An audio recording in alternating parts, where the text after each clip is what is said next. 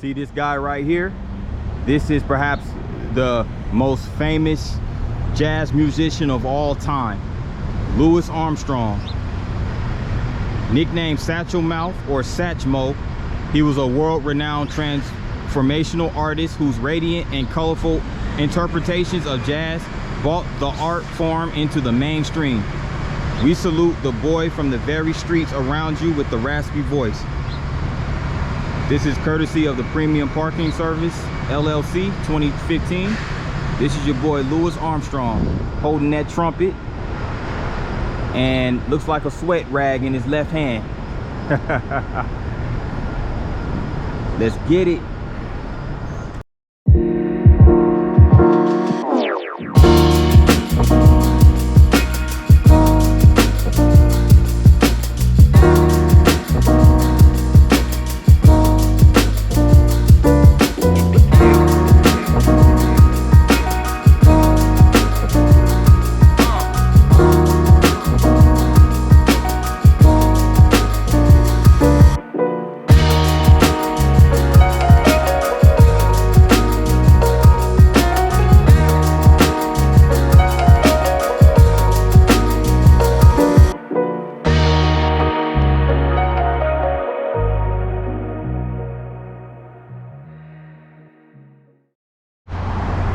Good morning, good people.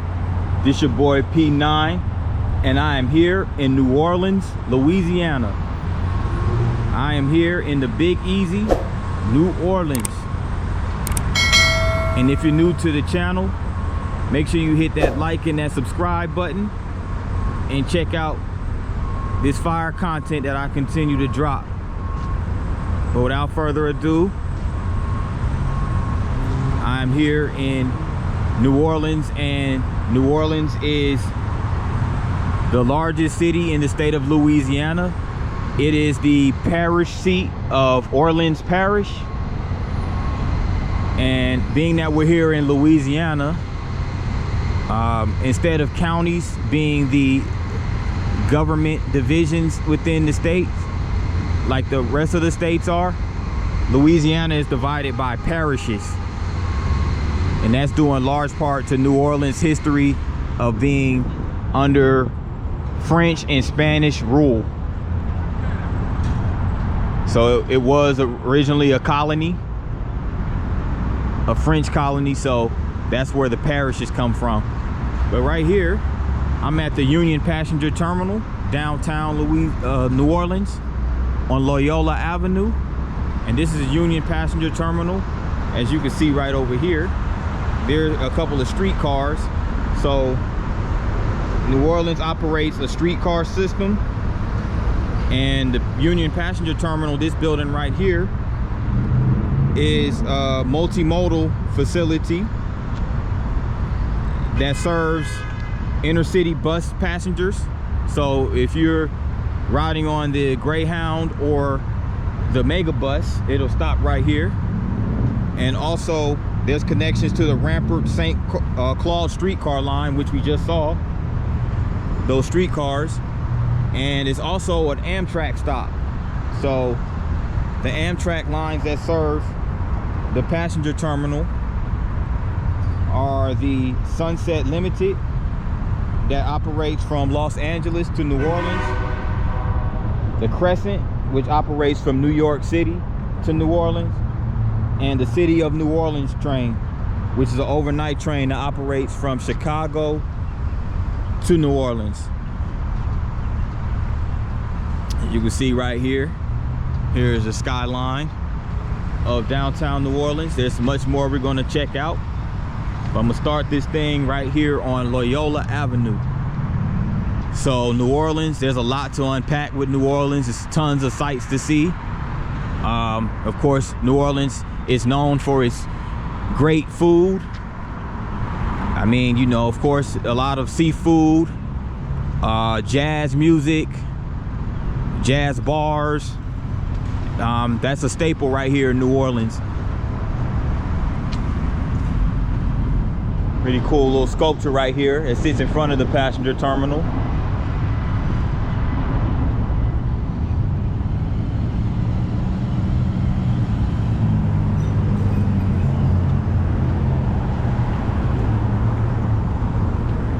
And geographically speaking, New Orleans sits next to two major bodies of water.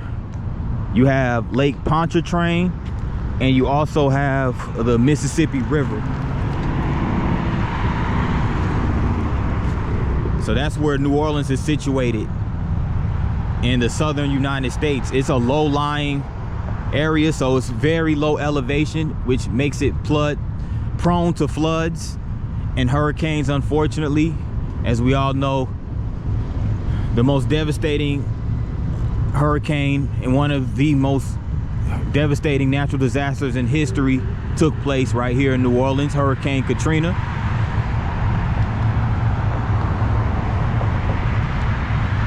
But on to a more positive note, New Orleans has rebuilt, and it's still a thriving and vibrant city. Still a nice place to come bring the family or whoever, you know, your significant other to come visit, and it's a lot of history here. So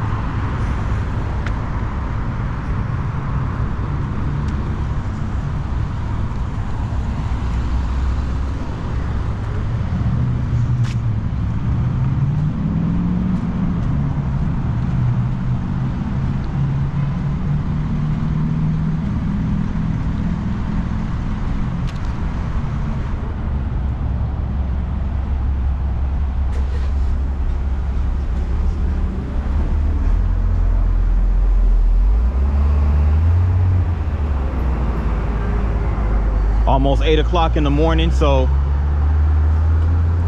as usual on a Thursday morning, so as usual, you have that morning traffic right in the heart of downtown.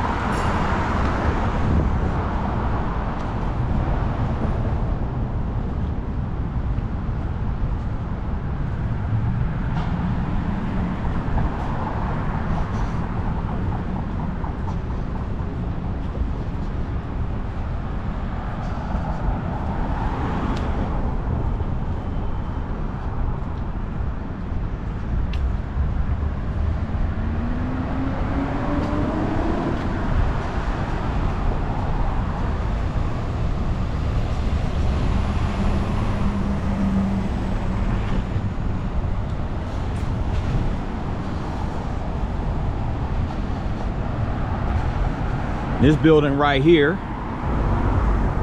is the downtown U.S. Postal Service building.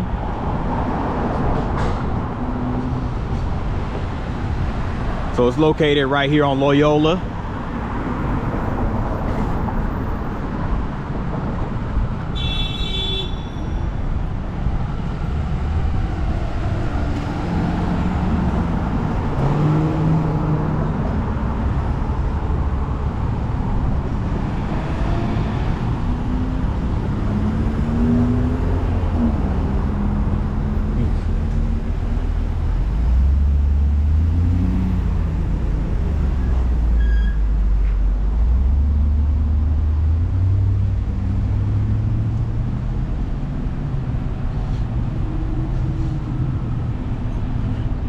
Walking down Poydras Street, and I'm gonna make my way back towards Loyola.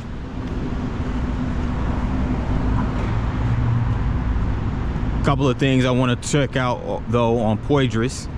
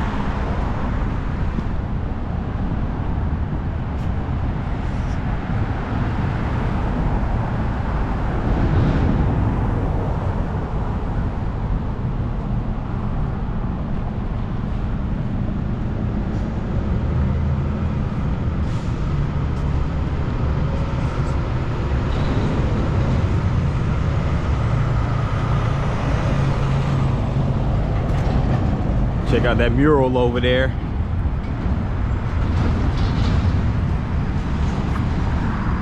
Let's have to cross over here real quick.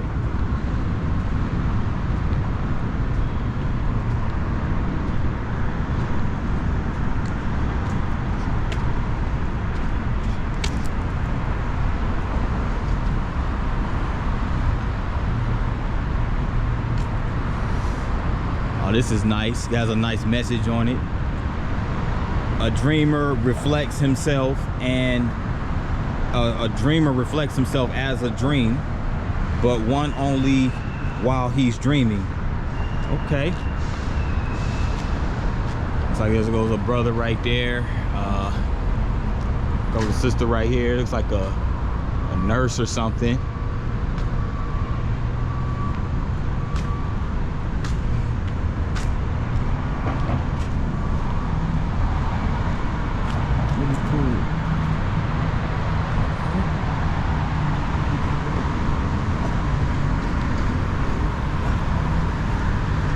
Over here now, getting ready to go under the tunnel underneath the Hyatt Regency Hotel.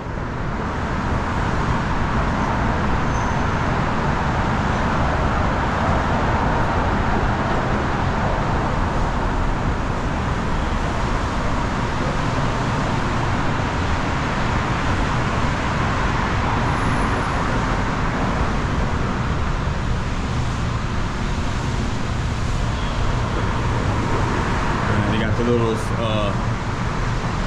map right here outside the hotel, the city of New Orleans, street grid and everything.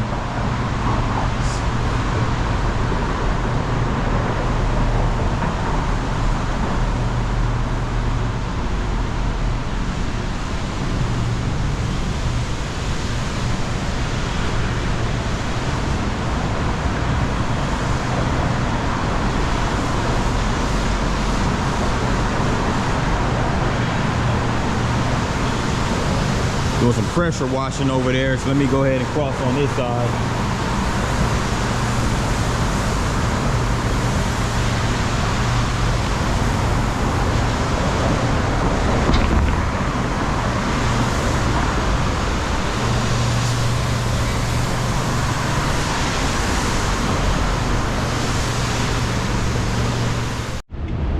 I'm over here at the corner of Poydras and Loyola Avenue.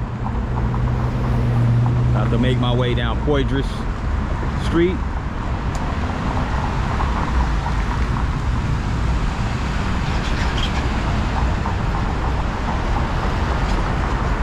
Dave and Buster's over here.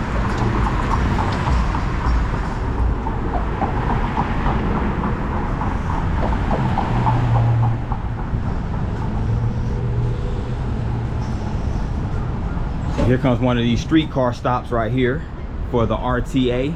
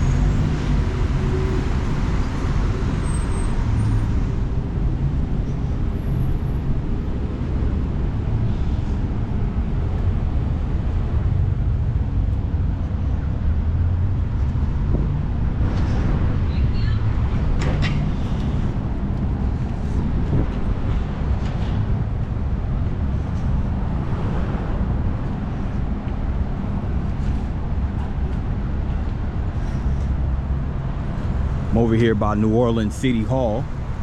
That's the building right here. You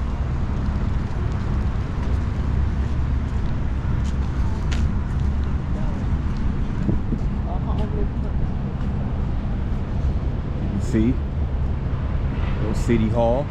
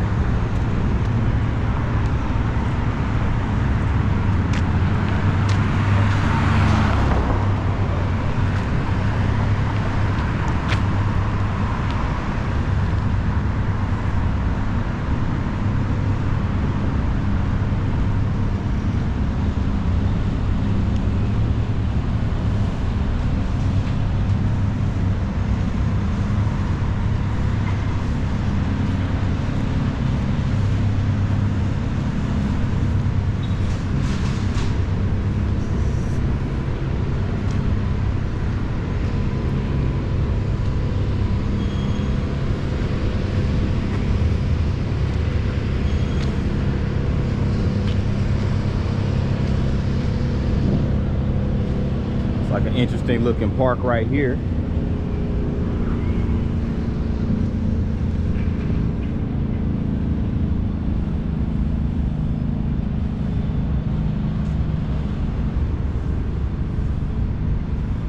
So I guess this is called the Python or the Pythian Temple right there.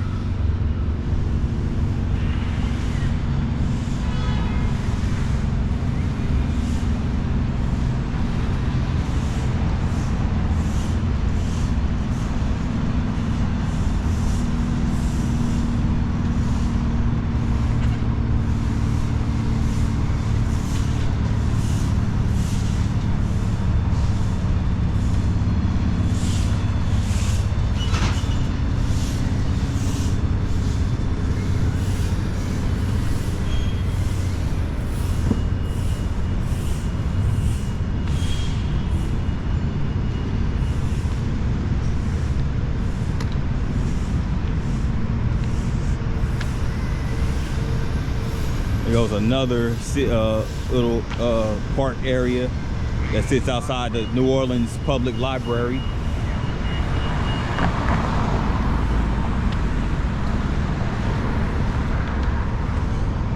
But let me get this Pythian Temple right here. Let me get some insight on that.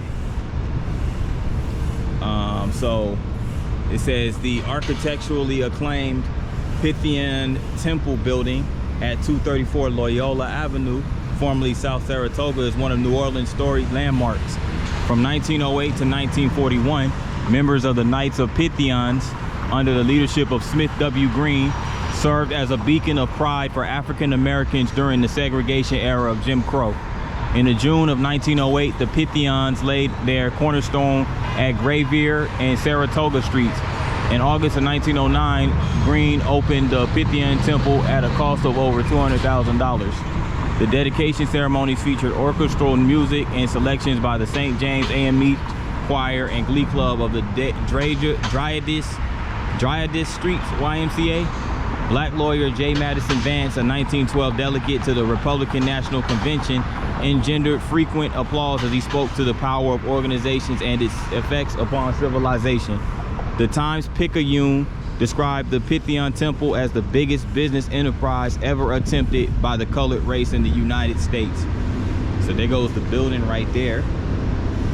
And there's the modern day building right over here, as you can see. So it now hosts a market and I guess some apartments as well.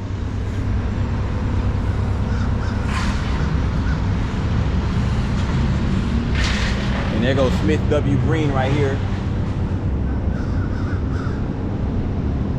So he was a grand leader of the Grand Lodge Color Order of the Knights of Pythians and a former slave, and he became wealthy as a grocer and subsequently became president of the Liberty Independence Insurance Company. So yeah, so Smith W. Green, first time I've heard of him, but he was a beacon of black wealth here in New Orleans. Another example of a former slave who emerged and became successful.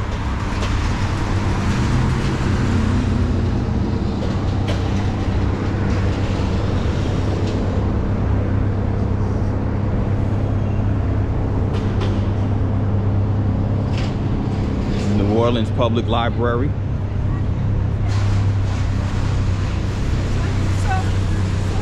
A couple of the city buses right here.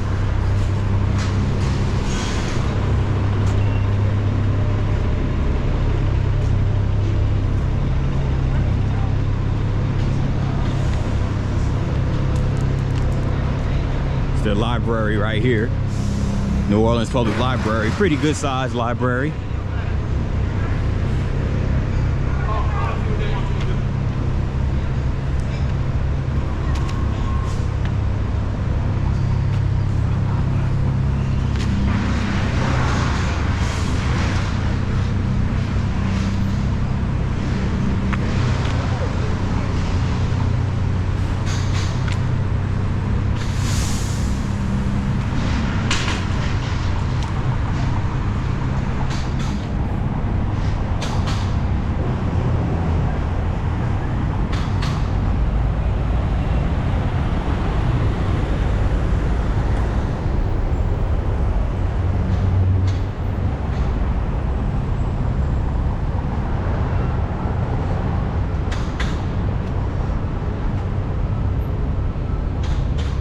almost forgot to mention the population of New Orleans. New Orleans, as of 2020 census, has a population of 383,997. So a little less than 500,000 people reside in New Orleans.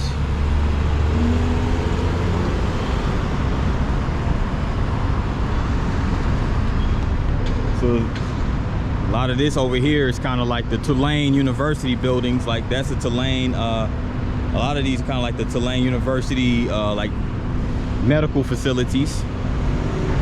I'm right here on the at the corner of Loyola and Common Street.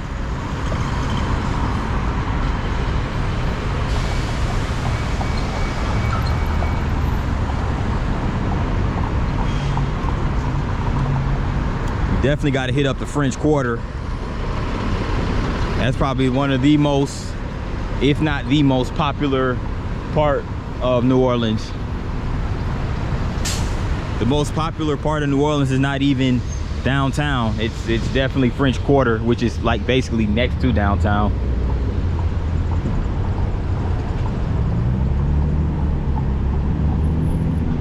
You know, French Quarter, Bourbon Street, all of that. We're gonna get to all of that. We'll get to all of that.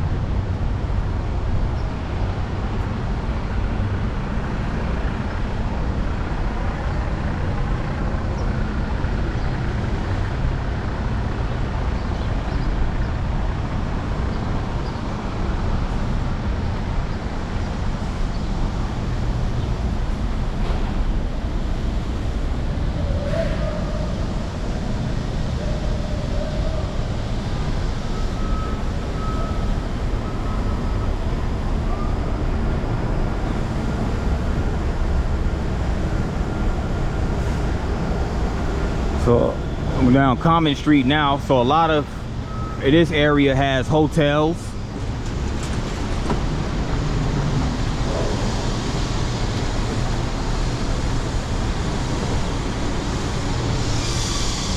I just turned onto Roosevelt Way.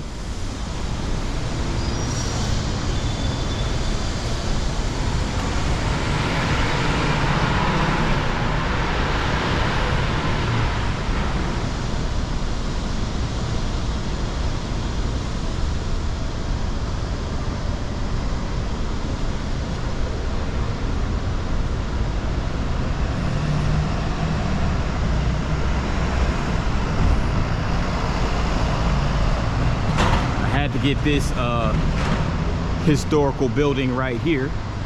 This right here is called the Roosevelt, New Orleans. Now this right here, this building right here is so historical. It was originally built by Louis Grunewald, a German immigrant, and opened in 1893 as the Hotel Grunewald. So it's been, this building has been up since 1893. It is now a 504-room hotel that is managed by the Waldorf Astoria Hotels and Resorts, owned by the AVR Realty Company. So yeah, this is the Waldorf Astoria Hotel, still in operation. But it's original, but this was originally the Hotel Grunewald.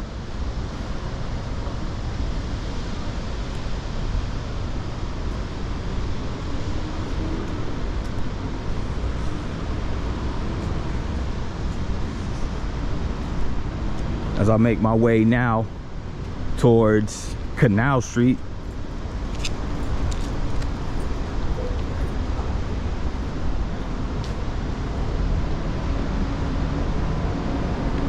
And right next to the hotel, they have a bar called the Roosevelt Hotel Bar. And you know we're getting closer to the French Quarter because we're starting to see some of these buildings that have those iron balconies. So like that architecture, that French architecture.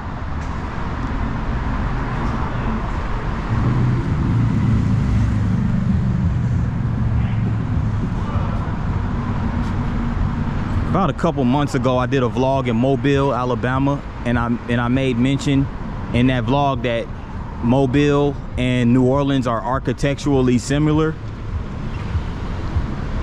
New Orleans, of course, is the bigger city, but Mobile is the older city out of the two. I'm over here by this Voodoo Mart. Another thing that New Orleans and Louisiana in general is known for is voodoo.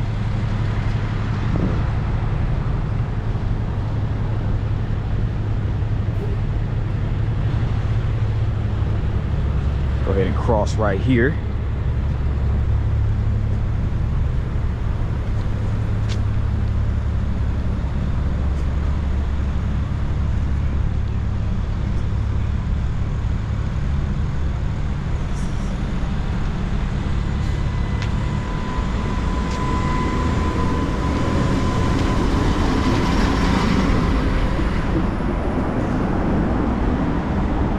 Cross over here.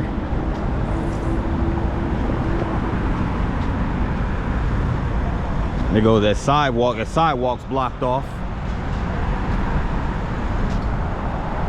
so I'm gonna have to navigate around it.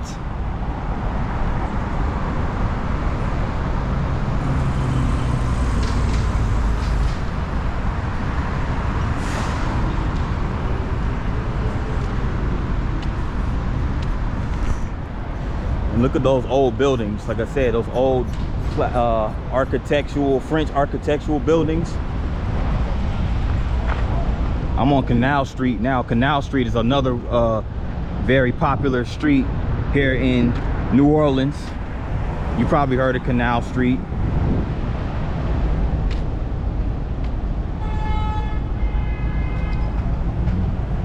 So before I get into the heart of French Quarter, I wanted to come down this way and check this out. This painting right here. Not sure who this is. Looks familiar, but I can't put a name on it. But it's really nice painting.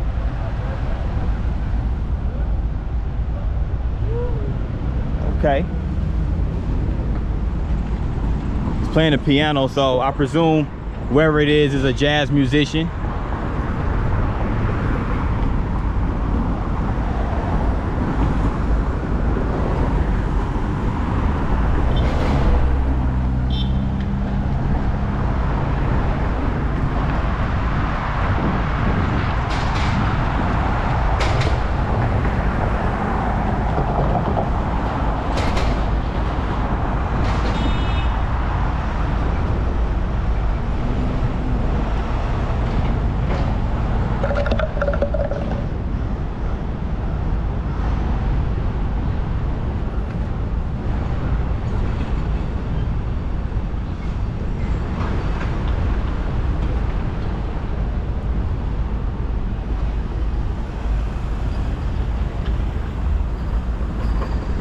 I'm at the corner of Canal Street and Rampart Street.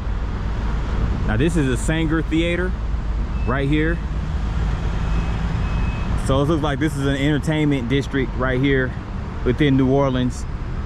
And New Orleans has several of those because it is New Orleans, jazz music and blues and stuff like that. You know, you have that, it's very common. But this is the Saenger Theater right here, which is a historical performance venue. Right here in New Orleans. And they have a display out here, basically with the history of this venue. Dating back to 1927 when it was open. And it was a parade down Canal Street which marked the opening of the Saenger Theater on February 4th. For the price of 65 cents per ticket, patrons saw a silent movie, a stage play, and heard a performance of the Saenger Grand Orchestra. So this is a little timeline. There goes Julius Saenger. He sold the theater for $10 million to the Paramount Public Corporation, which operated the Saenger throughout the Great Depression. Okay.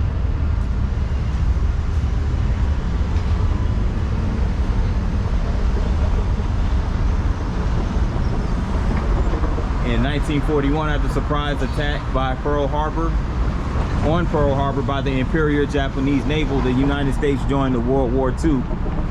And of course, you know, being that was such a tumultuous time in history, music is what kept kind of a lot of people, you know, basically in good spirits. And you can see right here some brothers performing right here at the Saenger, the jazz band. So that's pretty cool.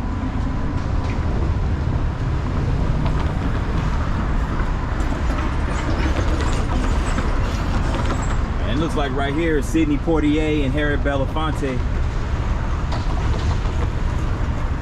Of course, they were real big back in the 60s. In 1964, the Civil Rights Act outlawed discrimination against racial, ethnic, national, and religious minorities and women.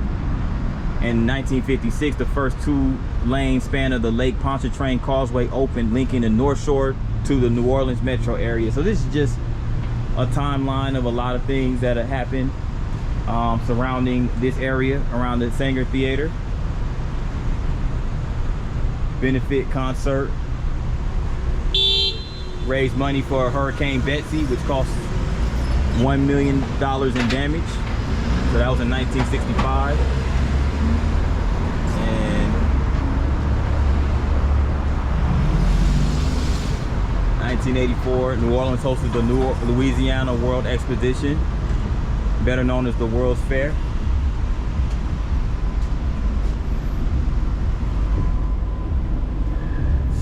The 75th anniversary of the Saenger was in 2002, which was celebrated with a return of classical movies, including Some Like It Hot, The Wizard of Oz, and Gone with the Wind. So it's also, you know, shows those older movies. And in 2005, during Hurricane Katrina, the theater suffered significant damage with water reaching stage level. So of course you had the devastation by Hurricane Katrina. 2009 was the revitalization, renovation, and rebirth of the theater. So the Saenger Theater is extremely historic venue right here on Canal Street. And there goes that streetcar, a New Orleans streetcar, perfect timing.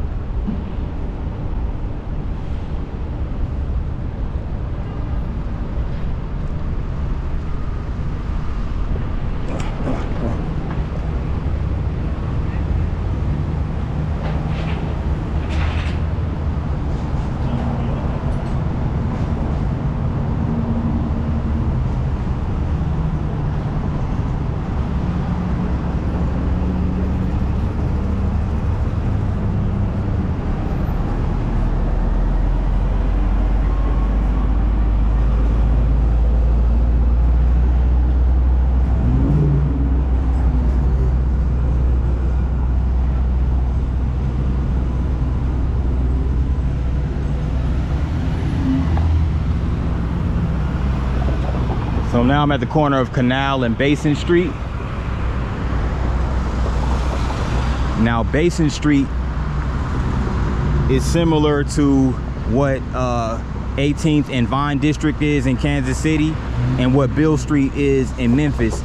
Basin Street was a very historic street back in the early, what was it, 20th century. You know, back when, you know, the 20s and the 30s and things of that nature, when there were a lot of thriving historical business districts for black people. And Basin Street was one of those. A lot of musical venues for black people, especially as it pertains to jazz music. So this is what makes Basin Street very important. And here's a sculpture right here, sculpted by Enrique Alvarez in 1943. And it is a sculpture of Molly Marine. And she was a Marine to fight. So in honor of women Marines who served their country, in keeping with the highest traditions of the United States Marine Corps. So yeah, Molly Marine.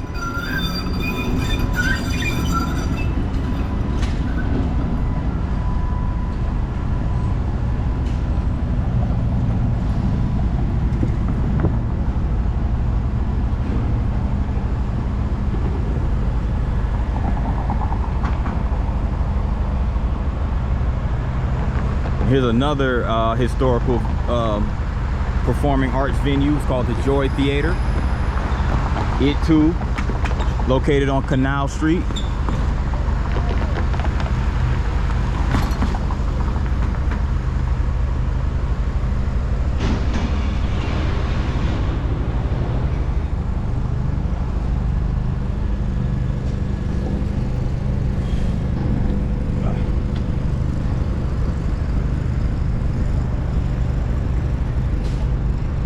Had to jet across the street real quick.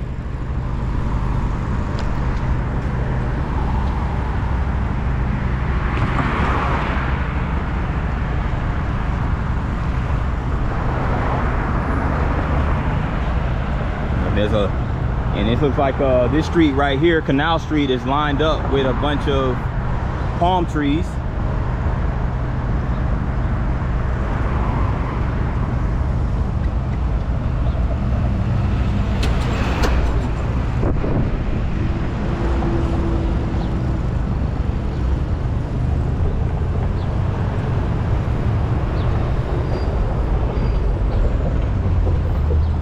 Starting to warm up now. I got my pullover because it was really chilly this morning, but it's warming up now.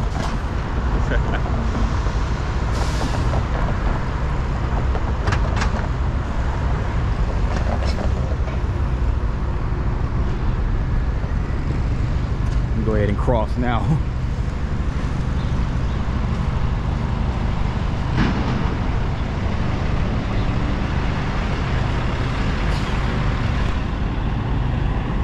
This right here is the other end of Basin Street.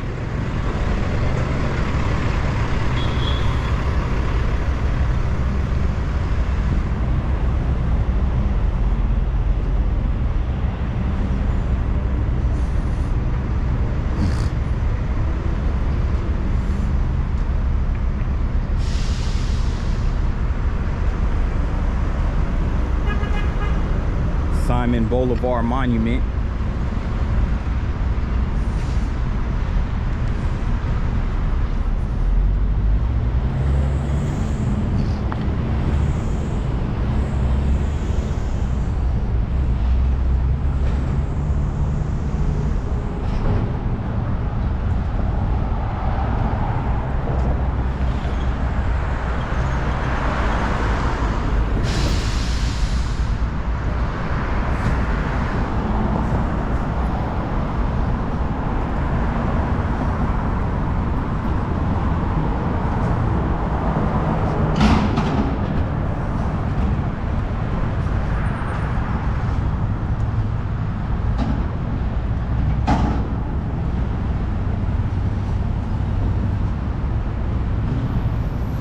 The Welcome to New Orleans downtown sign.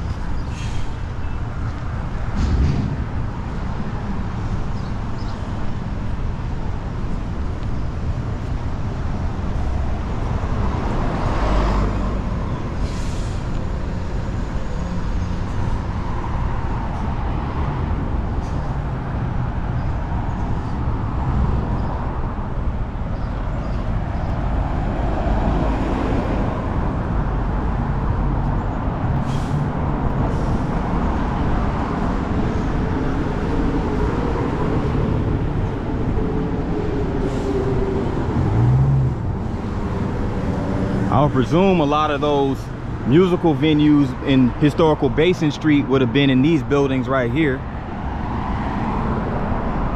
Not sure.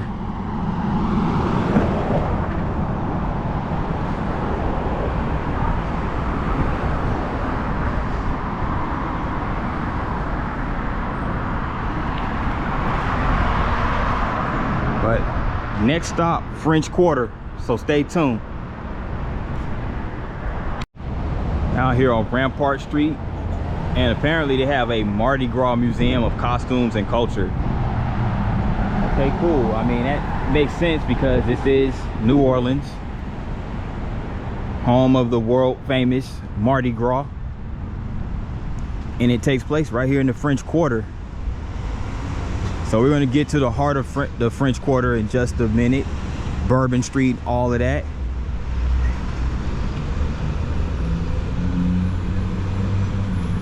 But if you look over here, this building right there, that is the old mortuary chapel.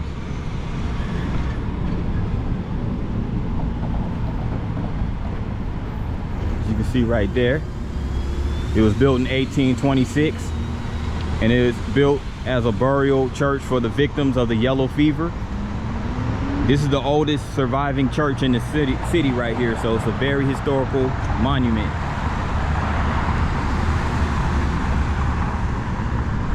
I'm getting ready to walk down here, down Canal Street.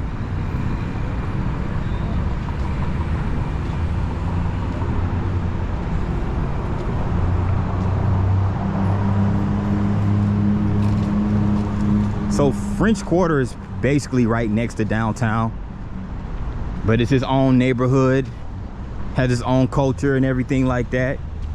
And the French Quarter, of course, is where all of the mainly the tourist attractions are. Like if you ever come to New Orleans and want to check out like the core of tourism, it's right in the French Quarter. Specifically Bourbon Street. But there's other streets in the French Quarter that are also nice hangout spots as well, like right here on Canal Street.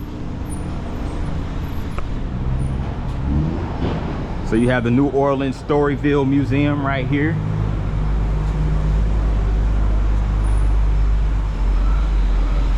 So I guess it's one of those interactive museums, I guess, that explores the history, the vast history of New Orleans.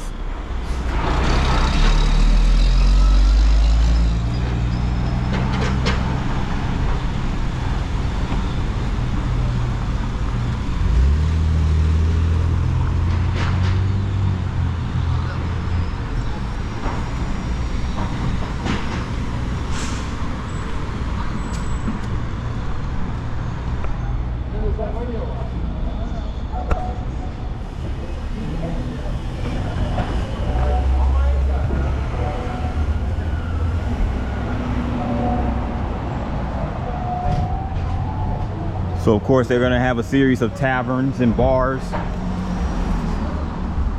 karaoke joints, all type of stuff.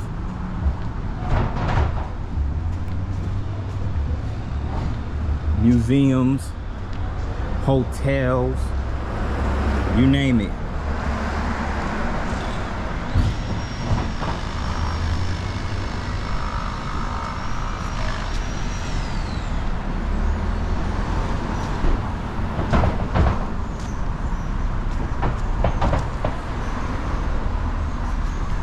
Just to give a background of the French Quarter. French Quarter is the oldest neighborhood in New Orleans, so it was established even before downtown New Orleans was established.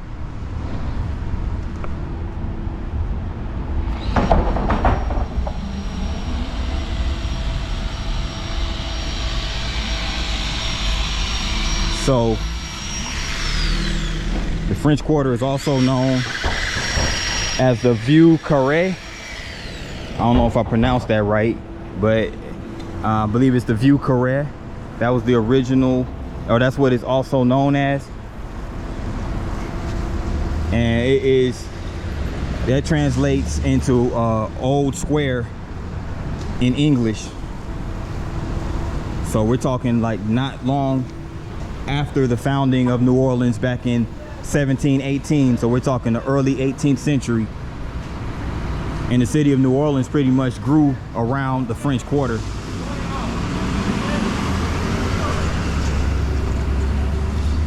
It remains one of the biggest tourist attractions, not only in New Orleans, but the U.S. in general. Probably one of the biggest tourist attractions in the world because of its, you know, many landmark hotels and restaurants, and it's just a really cool hangout spot,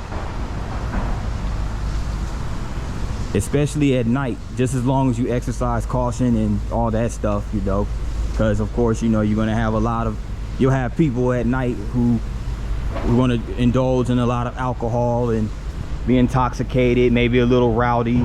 So you just have to, of course, at nighttime, during the day as well, but definitely at nighttime, you definitely have to keep your head on the swivel. But other than that, New Orleans is a really chill spot, especially the French Quarter. It's really chill. A lot of things to do. The nightlife here, I would imagine, is just off the chain. I've never experienced it myself because this is my first time in New Orleans, but or at least my first time in New Orleans since I was a child. Like, I've been in New Orleans before, but it was several decades ago, so you know.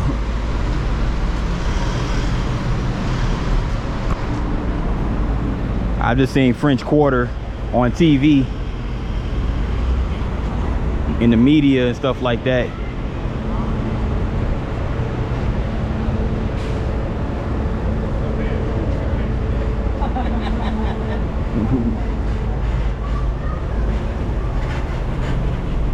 So of course they have a lot of seafood restaurants. New Orleans is known for its seafood. Oysters, gumbo. Gumbo is a staple right here in New Orleans.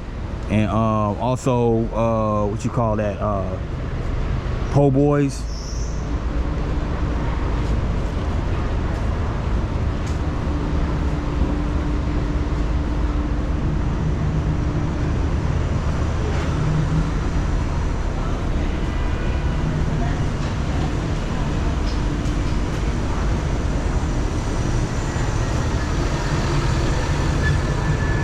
Check this out. This is called the Royal Sonesta Hotel right here.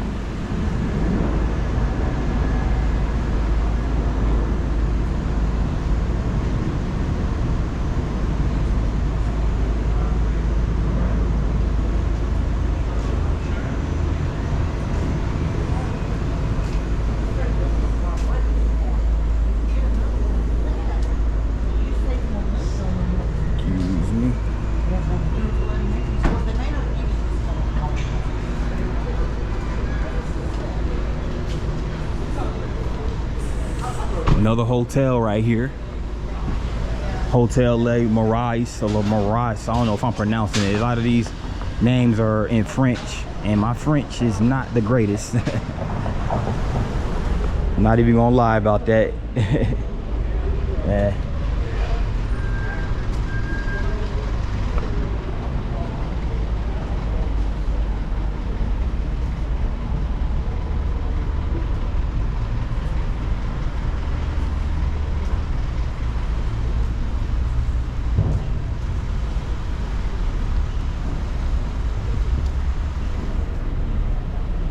They even have an art gallery across the street, right in this building right here. But let me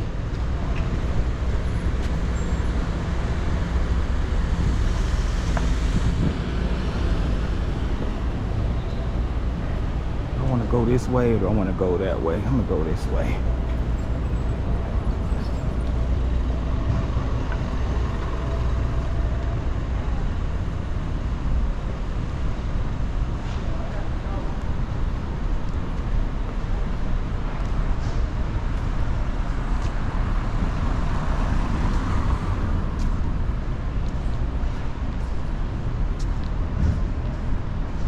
Where I'm at right now is called Royal Street. Yeah. Yo. Nah, I don't smoke, man. Sorry.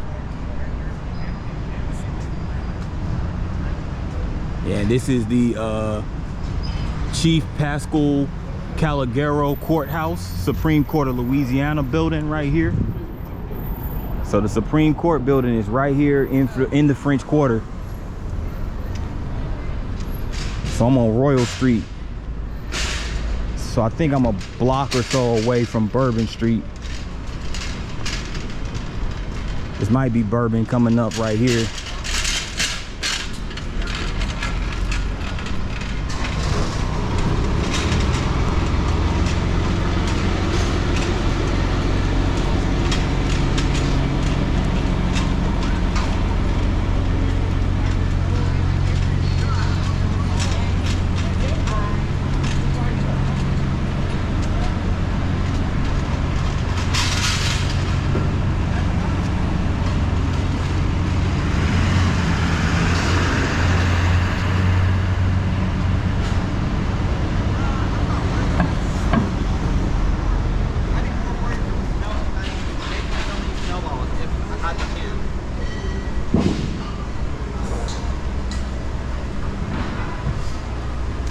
I'm on St. Louis Street right now.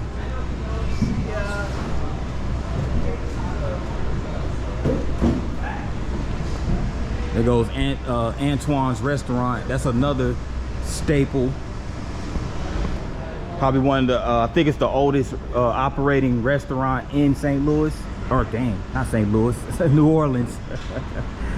I said St. Louis because I'm on St. Louis Street, but yeah, it's the oldest operating restaurant in New Orleans since 1840. So I read online that this is a very important restaurant. It's a family-owned joint, so those family-owned restaurants usually be the most enduring restaurants and establishments in the city. So, and right next to it they have a bar called the Hermes Bar.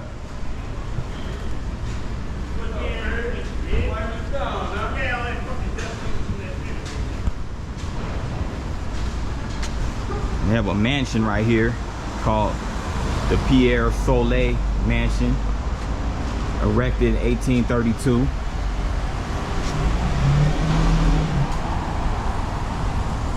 So you have a lot of old pre-Civil War buildings in around this area, of course. I think that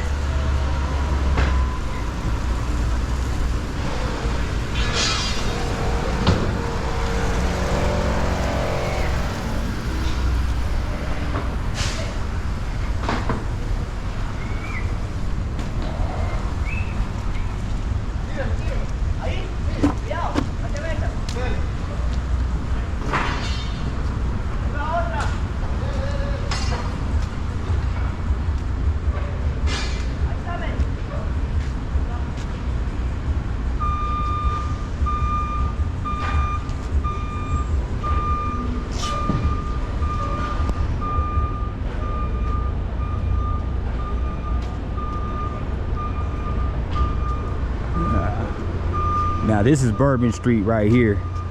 This is Bourbon Street.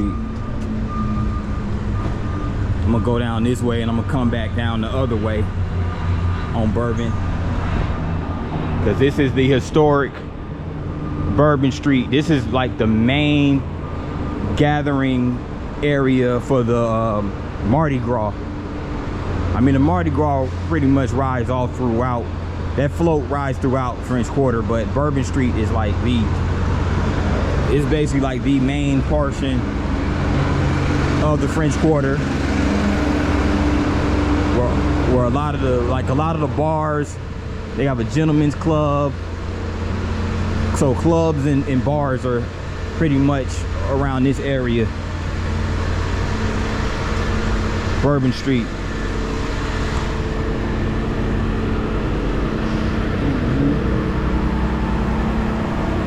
A lot of places where you can get your alcohol, daiquiris, cocktails, you name it. It's right here in Bourbon Street, right down Bourbon Street. And if alcohol is not your thing, because it's not my thing, you know, I'm not really, I'm not a drinker myself, so I don't particularly care for alcohol. But if that's your thing, then, you know, excuse me. There's another hotel right here called the Royal Sonesta.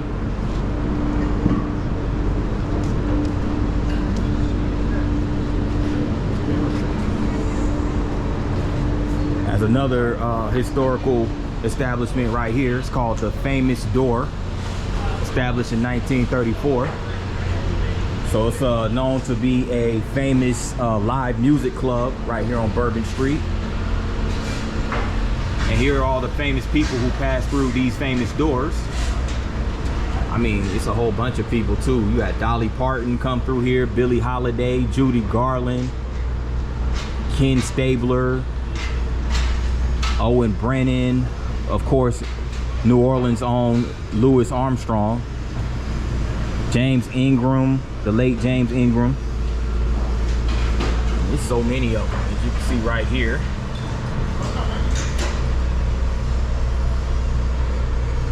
Clint Eastwood. You'll have to freeze frame to see pretty much all of these names. There's so many of them, but I just named a few of them.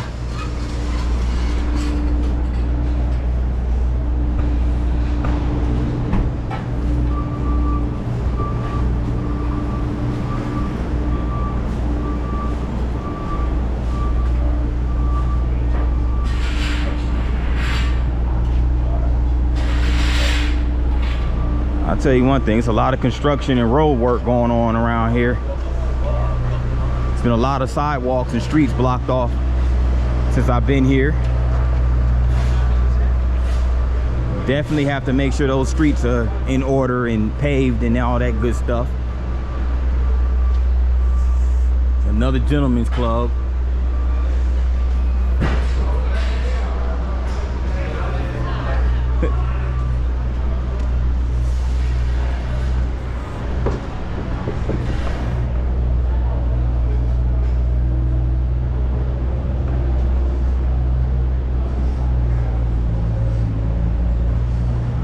Cafe Beignet.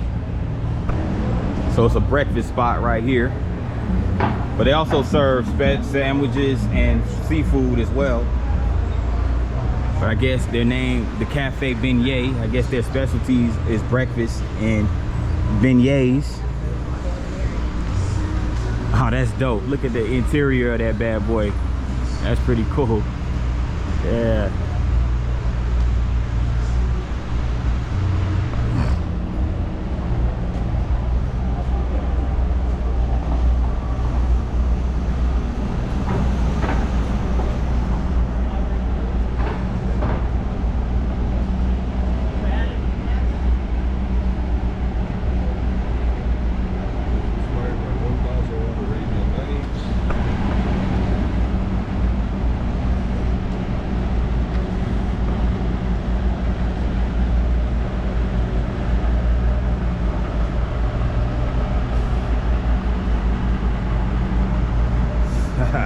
Look at this guy right here. think this is the artist of this mural right here. It says Q Marie. I don't know if I'm pronouncing that right, but this is the mural right here. It's like a basketball player with an afro. I don't know what this is supposed to be, but it has a 504. Dope painting, whatever it is. Whatever it's supposed to represent. It's pretty cool.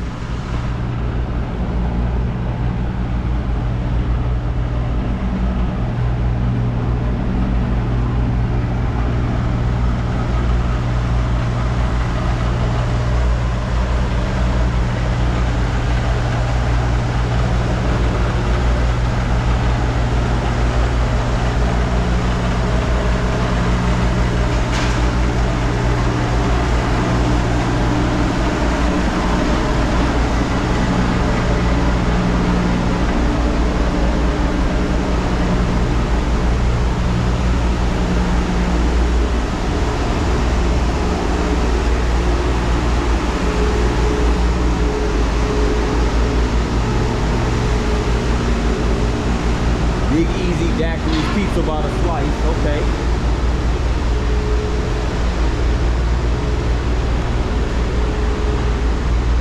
Galatore's restaurant, another old classical restaurant right here in the heart of the French Quarter, right on Bourbon Street. There goes the side of the building right there. 1905.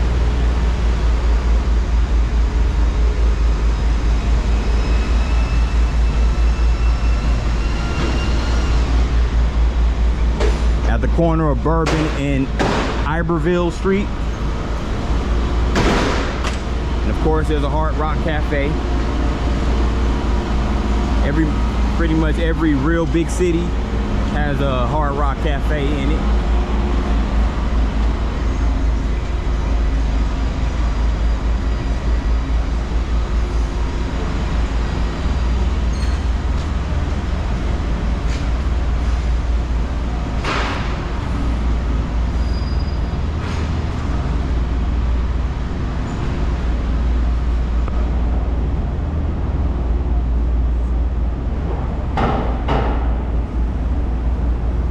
Bourbon House Seafood.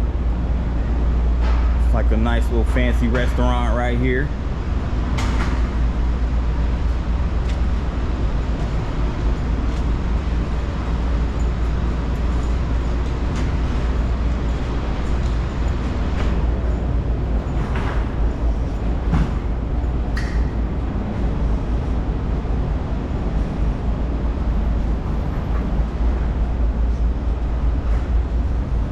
Check that out, they got a Crystals right here in the French Quarter on Bourbon Street.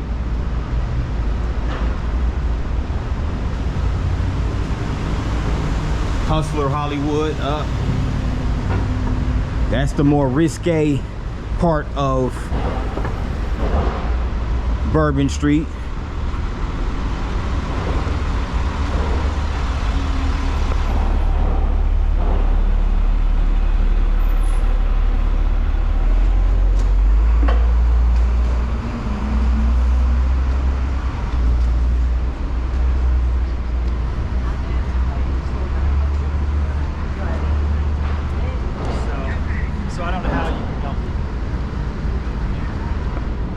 And here we are on Canal Street.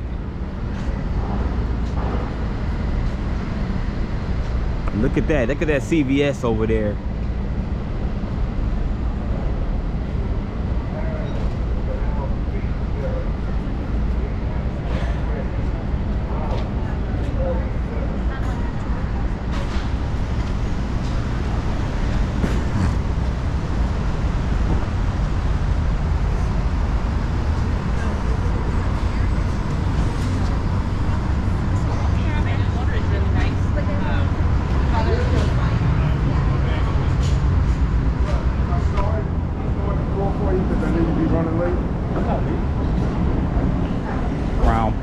Crown Plaza.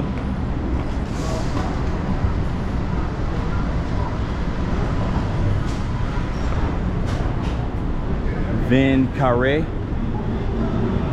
So I guess this store right here, you can get like they serve alcohol, and they also have like a series of like basically New Orleans style mix, like as you can see right here. You got your jambalaya, you know, of course all these things right here are staples right here in New Orleans and Louisiana as a whole. That Cajun food, Cajun gumbo, and they also have things you can get right here for the Mardi Gras, and you can also have little souvenirs, so that's pretty cool. It's called the Vin Carré. Again, I don't know if, and it's French, so I don't know if I pronounced it right. Another little gift shop right here. Blue Bayou Seafood. Okay. Check this out. I guess this is the restaurant's mascot, holding a daiquiri in his hand. The alligator with the chef's hat. All right, cool.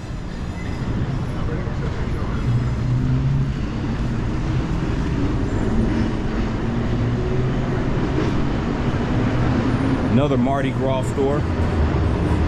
Bunch of souvenirs.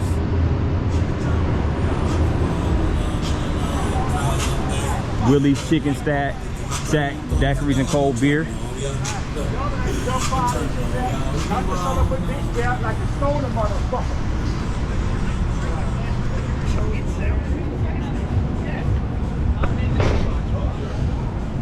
You might.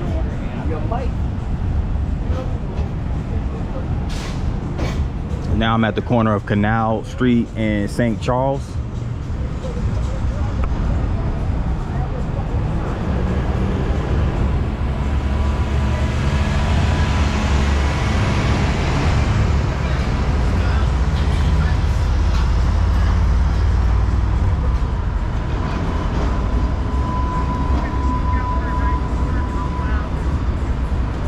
Let me continue down this way real quick.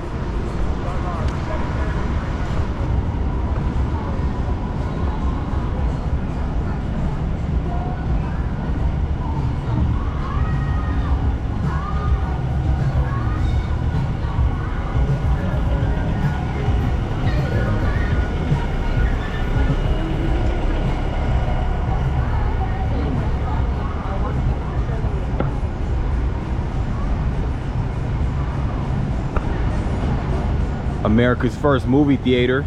So this is America's first movie theater right here, where this Voodoo Market sits. Okay. 623 Canal Street in Vitascope Hall. And it opened up on July 26, 1896, when William T. Pop Rock and William J. Wainwright, shown with two patrons, and projectionist William Reed, opened the first indoor seated movie theater in the United States. So here I am, right here on the site of the America's first movie theater. All right, cool.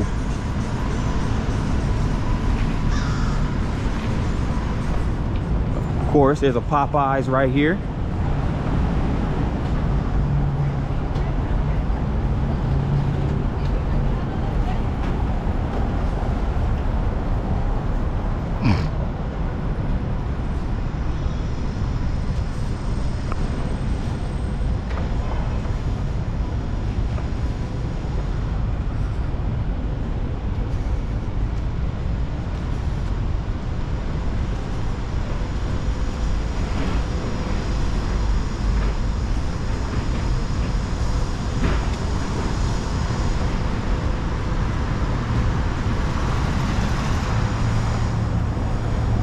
Look at that tall building right there. That's the Sheraton Hotel.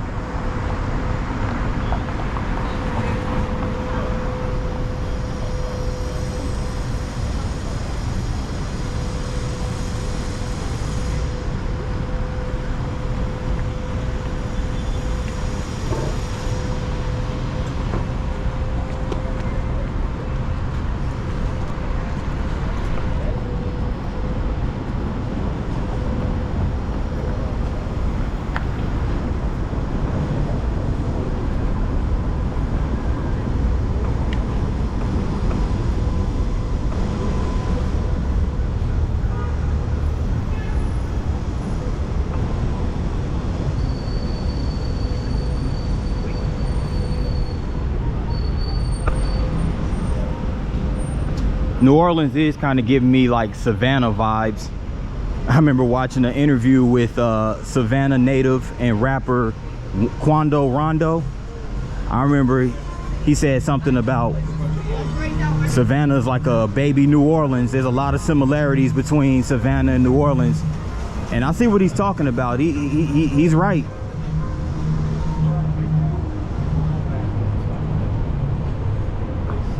Which place? I see New Orleans is like a bigger version of Savannah, but they do have a lot of similarities.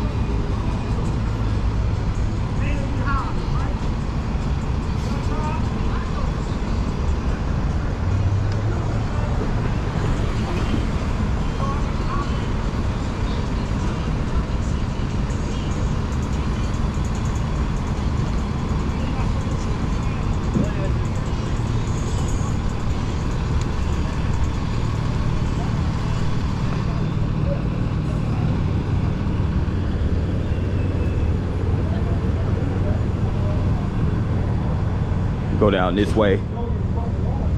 This is St. Charles Street right here. This is where I wanted to come, St. Charles.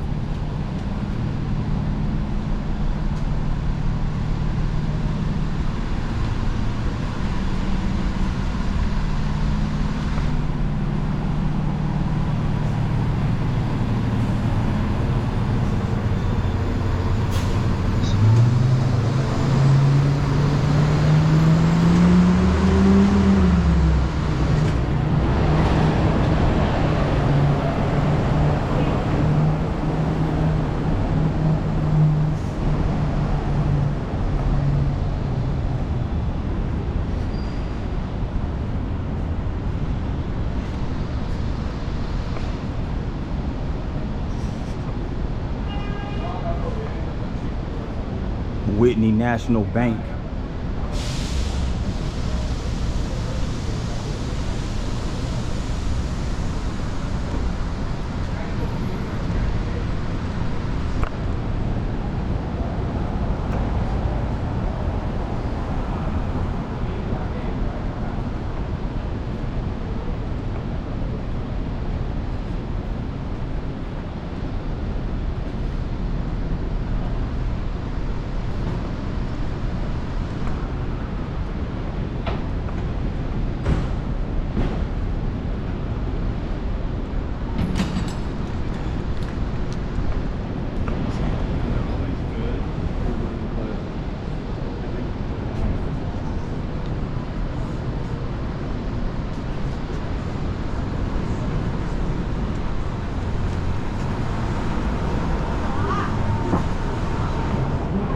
St. Charles Market.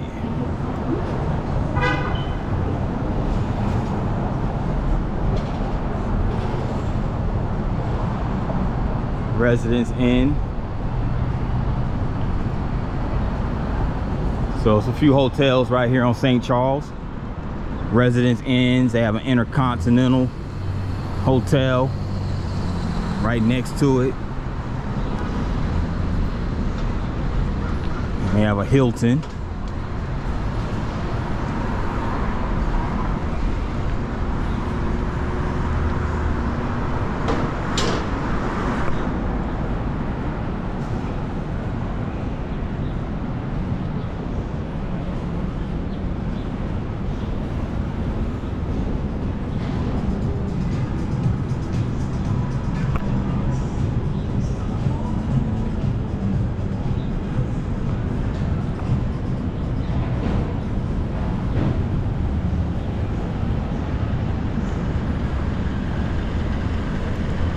This tall building right there, that's the Hancock Whitney Tower.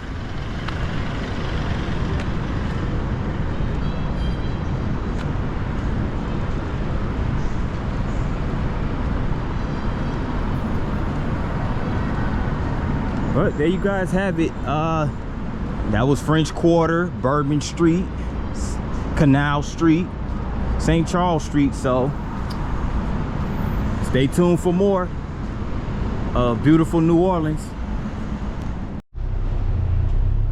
This is Lafayette Square, one of the few city squares right here in downtown New Orleans. And right now it looks like they're setting up for what looks like a concert that's going to take place right here at Lafayette Square. But Lafayette Square is one of those again, one of those city squares. It's extremely old. It was established back in 1789.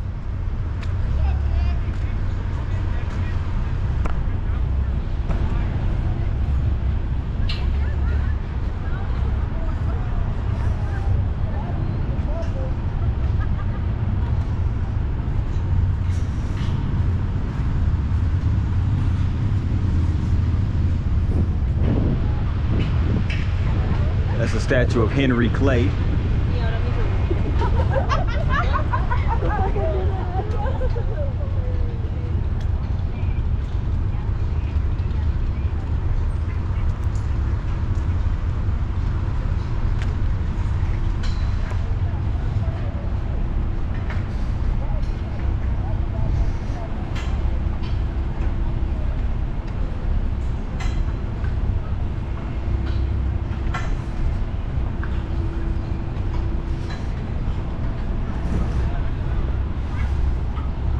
This building right here is the U.S. Court of Appeals.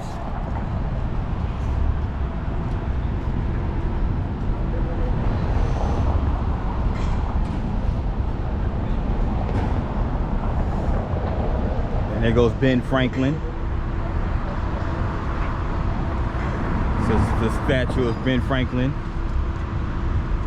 And it was dedicated to the people of New Orleans by Henry Wadsworth Gustine of Chicago, Illinois. One of the quotes on this statue says, "Save while you are young, to spend while you are old. 1 penny saved is better than 2 pennies earned." Poor Richard Sayings. Oh, that's facts. That's true. That is so true. Save while you're young, to spend while you are old. 1 penny saved is better than 2 pennies earned. Absolutely. So all my young folks out there, my young viewers out there, definitely save that money.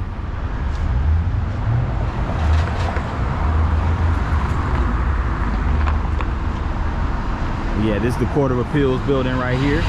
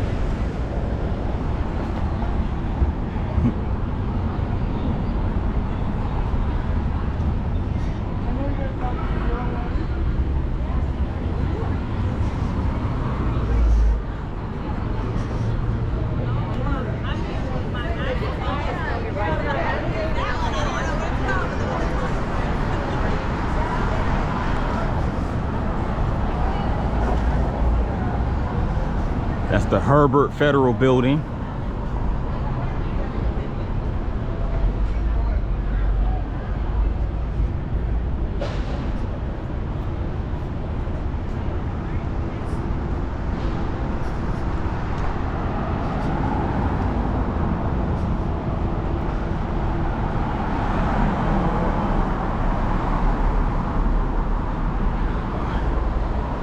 I'm gonna definitely have to timestamp this video. I mean, I timestamp all my videos that are longer than an hour, but this most definitely, because I spent so much of this video downtown in the French Quarter. So, but it's a lot to see, it's a lot to take in. It's hard not to.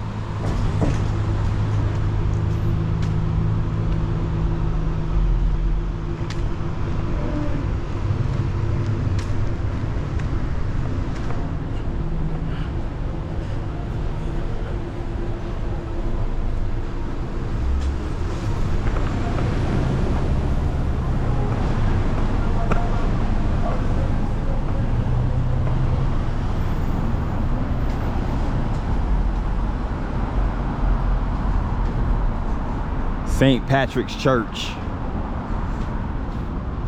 And this church has been up since 1833. So, you know, of course, New Orleans has a ton of historical buildings.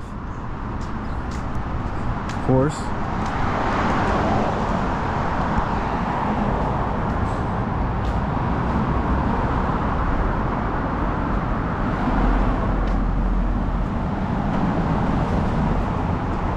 They have a lighthouse downtown, a lighthouse structure. Interesting.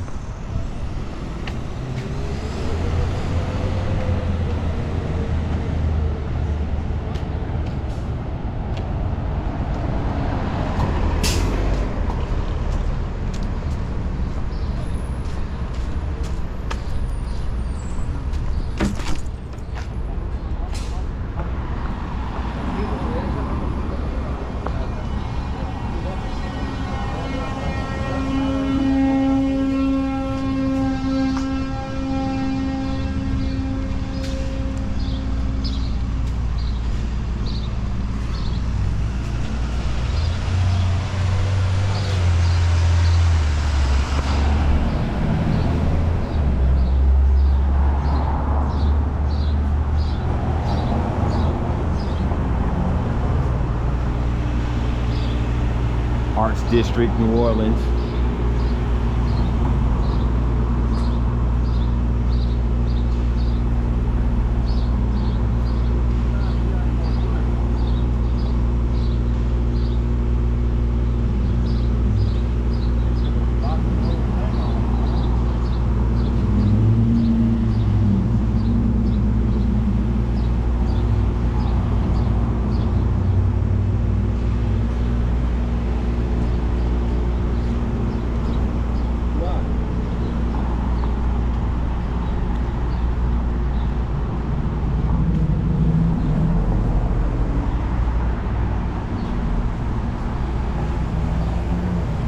This is Julia Street, right here in the Arts District.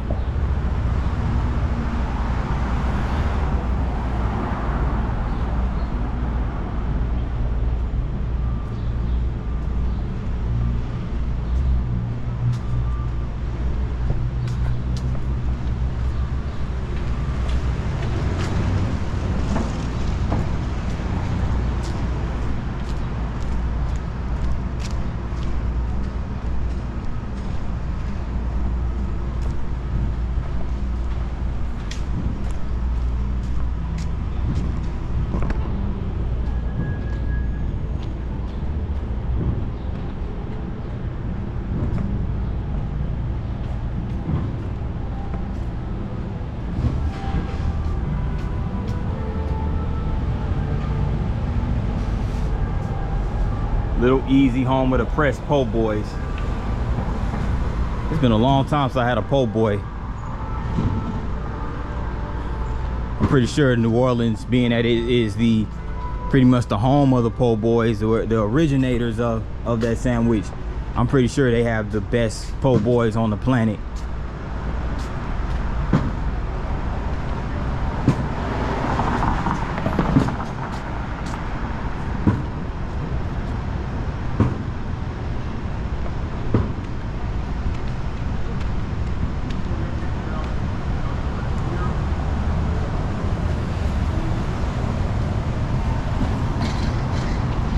way.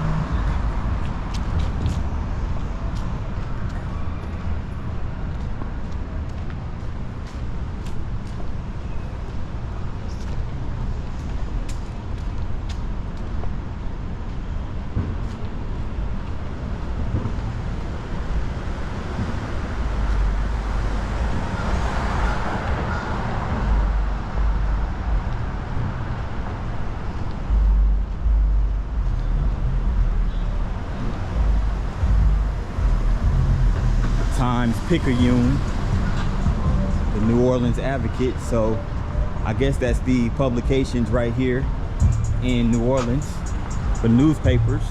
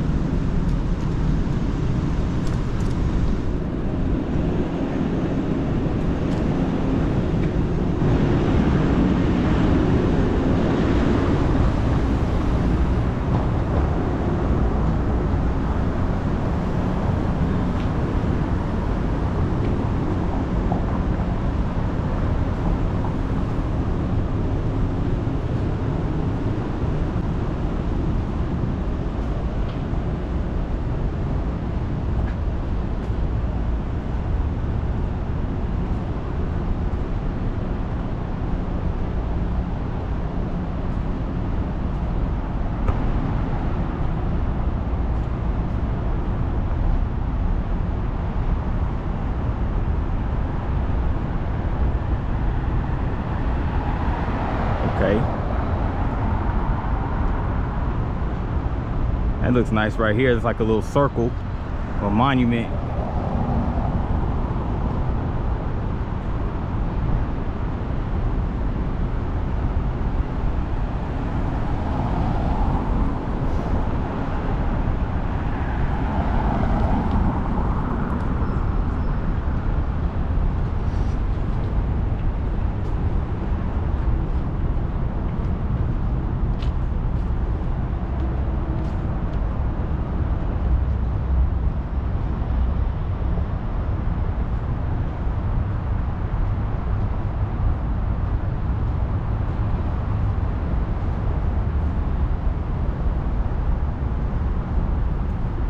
Yeah, Quando Rondo wasn't lying when he said this looks a lot like Savannah, because I saw something similar to this in Savannah.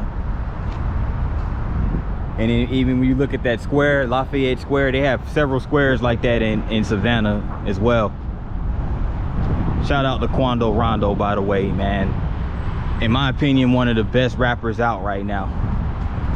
Like, you know, bar none. Very talented young man. I'm over here by the New Orleans Ernest Morale Convention Center. This is a convention center of New Orleans, and it is named after former Mayor Ernest Morale. Very modernized building right here on Convention Center Boulevard, right over here by the mighty Mississippi River. So there is actually an outlet mall that's located right alongside the mighty Mississippi.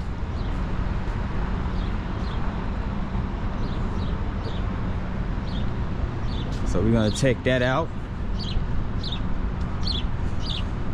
Check out that mural right there with the water animals, the aquatic animals.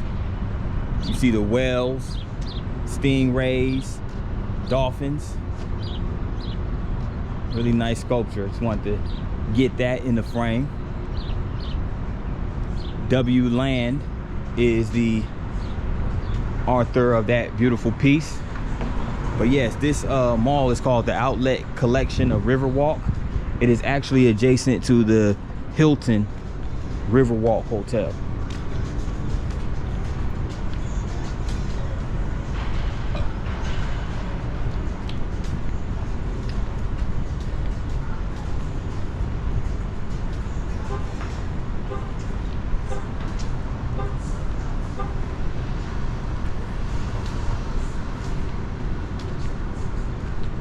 So it's pretty cool that New Orleans has this. This is the first time I've seen, I'm not saying New Orleans is the only city that has this, but this is the first city, or the only city that I'm aware of, that has a mall that's located, a full-fledged mall located right next to a riverfront. So we're definitely gonna go check that out.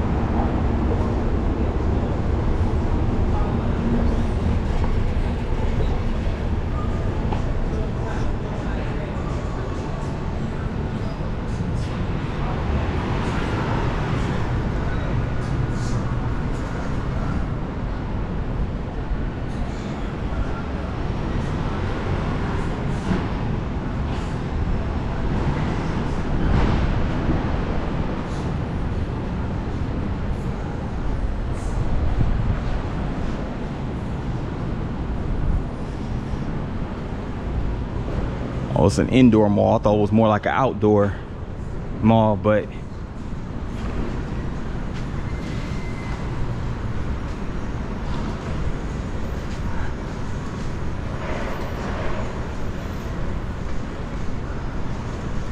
we'll see.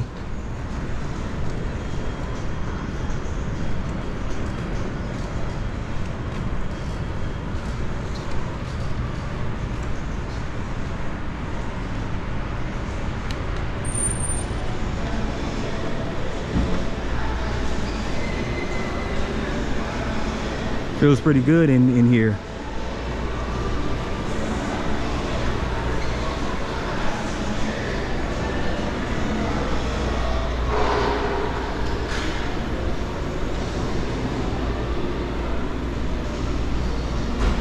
This is the inside of the mall right here. They have a little food court down that way.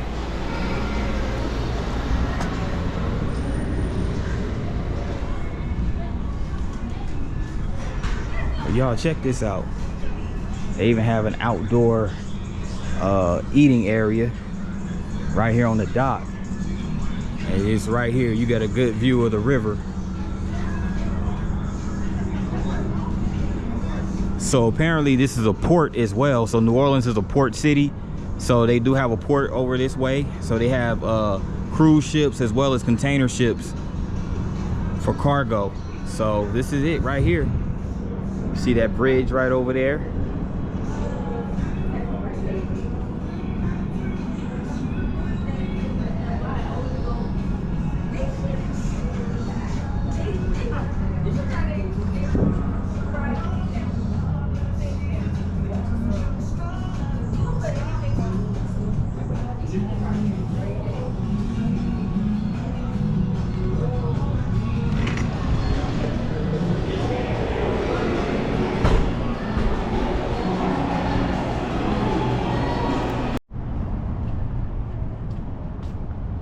I'm over here at the Riverwalk, right here on the mighty Mississippi, here in New Orleans, the NO, you know.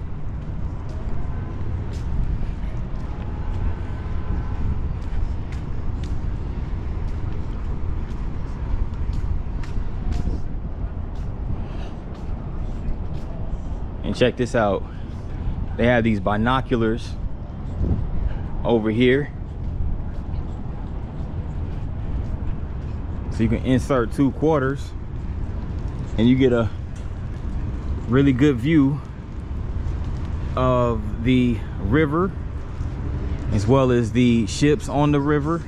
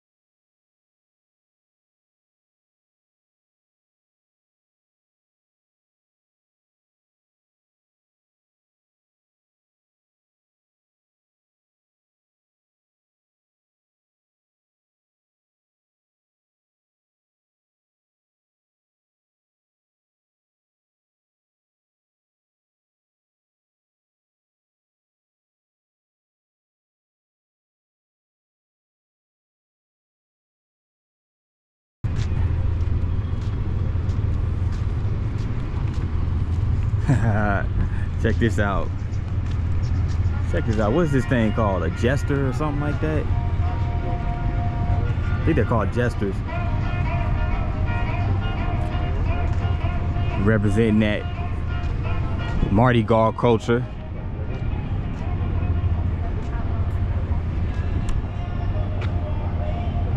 And check this out over here.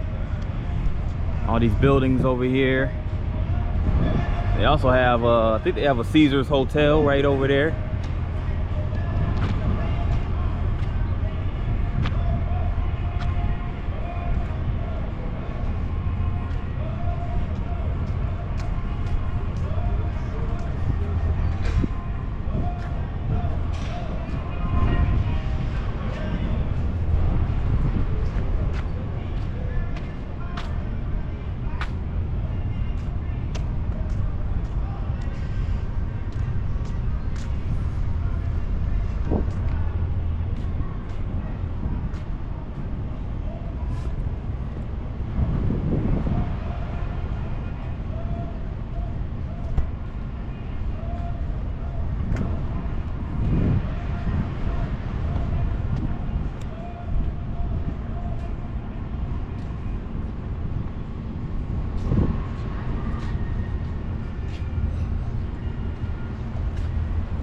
It's called the Spanish Plaza.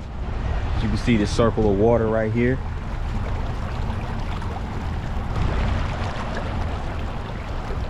So apparently this represents the Spanish rule of New Orleans. You know, the French colony of Louisiana, or the Spanish colony of Louisiana, depending on the time period. It's called the Spanish Plaza. Latoya Cantrell, mayor, all the city council members right here. And this was landscape architected by Dana Brown and Associates and general contractor Tuna Construction in 2018.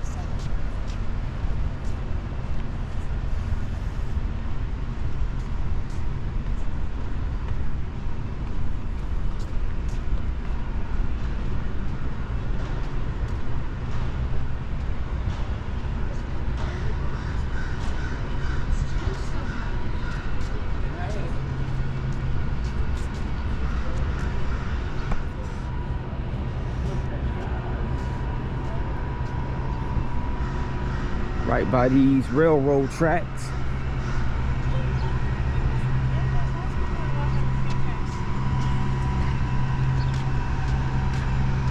I guess the streetcar runs over here as well.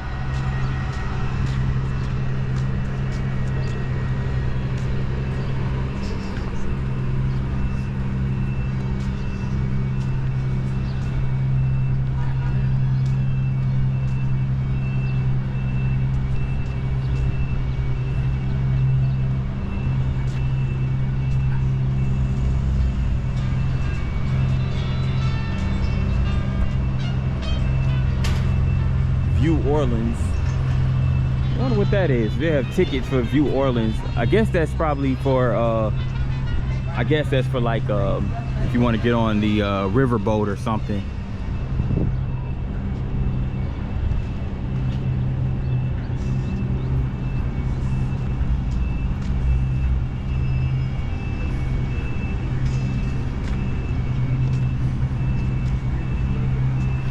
There goes the Audubon Aquarium.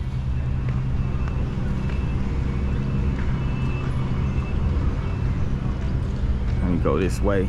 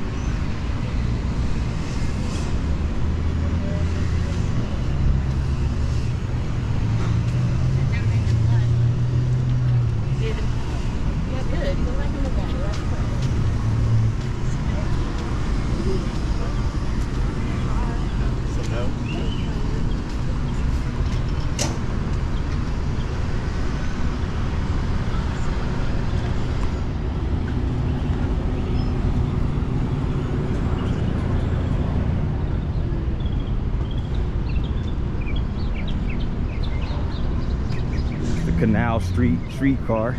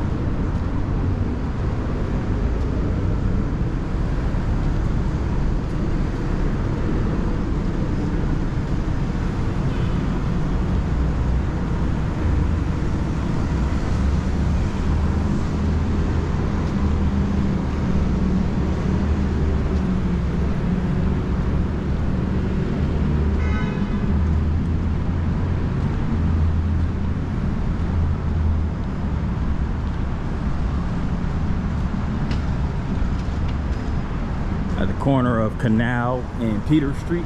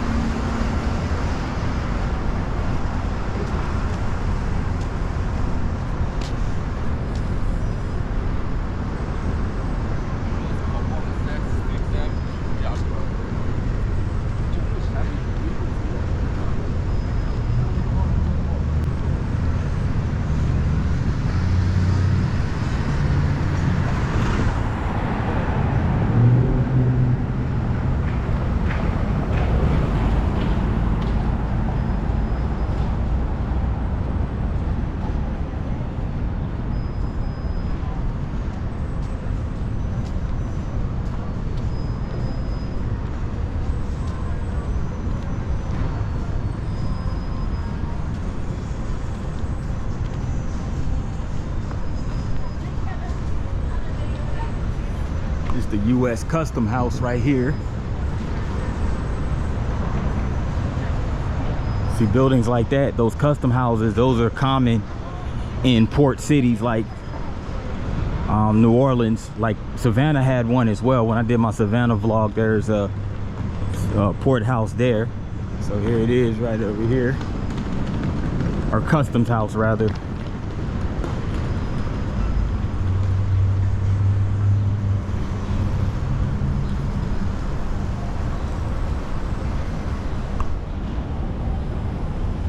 This is Decatur and Canal Street, but I'm gonna make this left. I'm gonna bust this left over here on Magazine Street.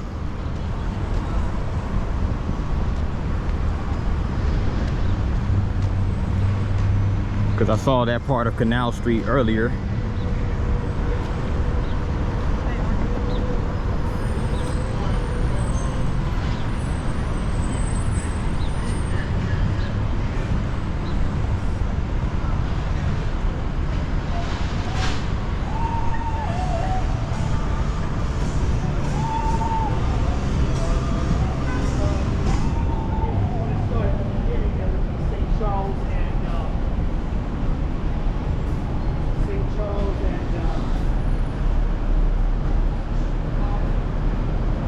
There goes one of those bike tours.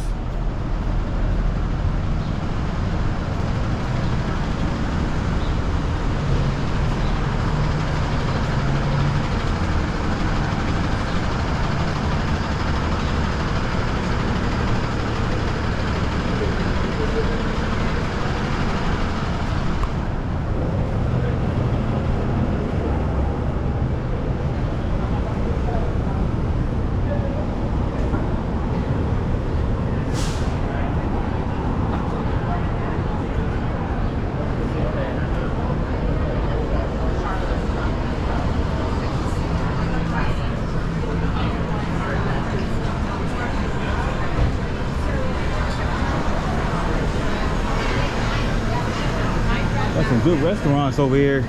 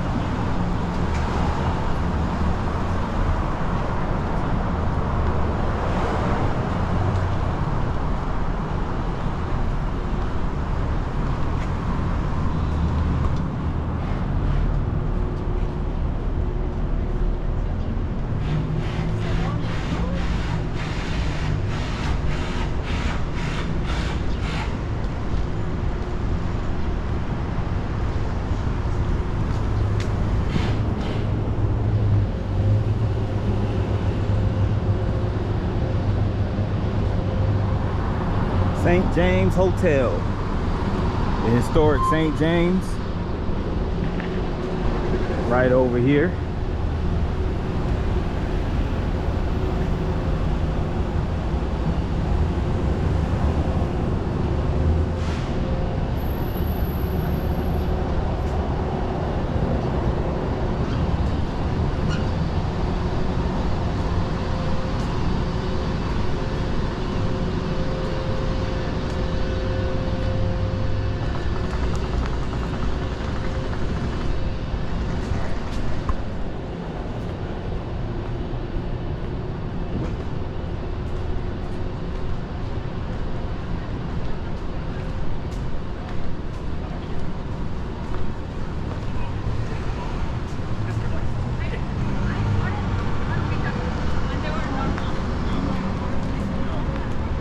Well, you went. They were compound walls.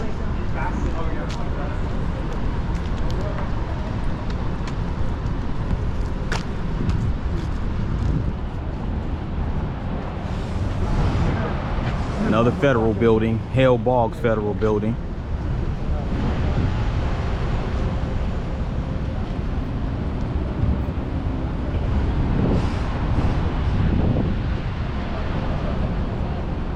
Corner of Magazine and Poydras.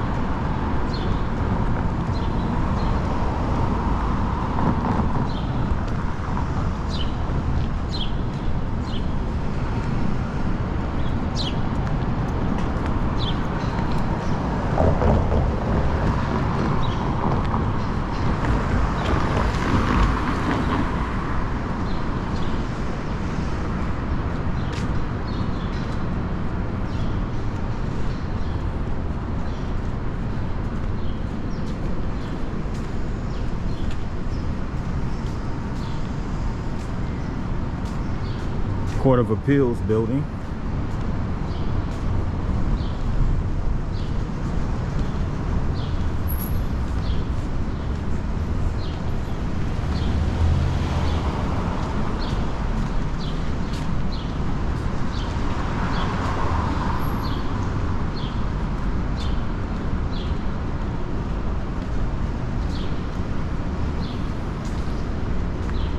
It seems like no matter what street you go down in New Orleans, no matter what neighborhood you go to in New Orleans, there's always going to be a lot of fascinating buildings, old historical buildings, especially those from the 1800s that are still intact and preserved very well.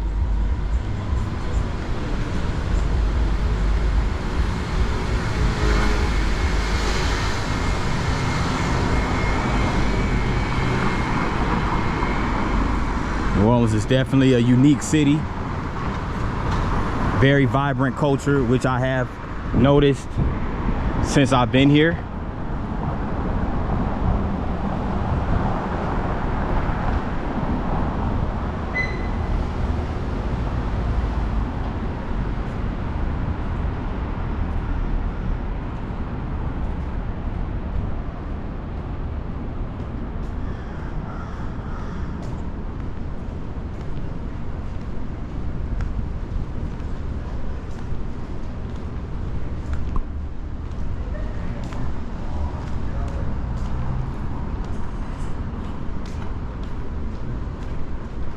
And for those who are into the arts, they do have a glass works and printmaking studio. So they do glass blowing in that building right over there.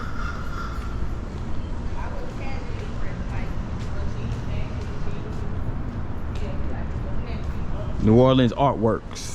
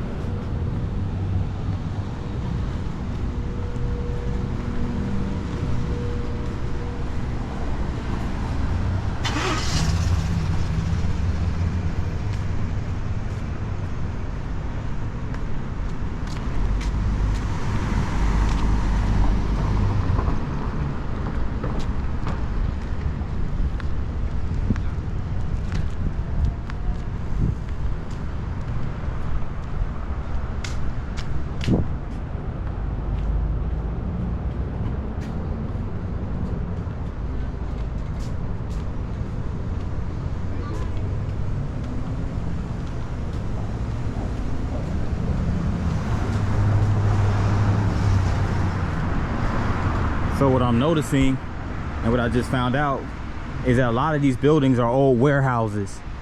So this is alternatively called the warehouse district of New Orleans, but it's on Magazine Street. So supposedly Magazine Street was named after the Spanish word magazine or Almazan, which means warehouse. So a lot of these buildings, you can tell, are old warehouses that have been converted for other uses such as art galleries and museums.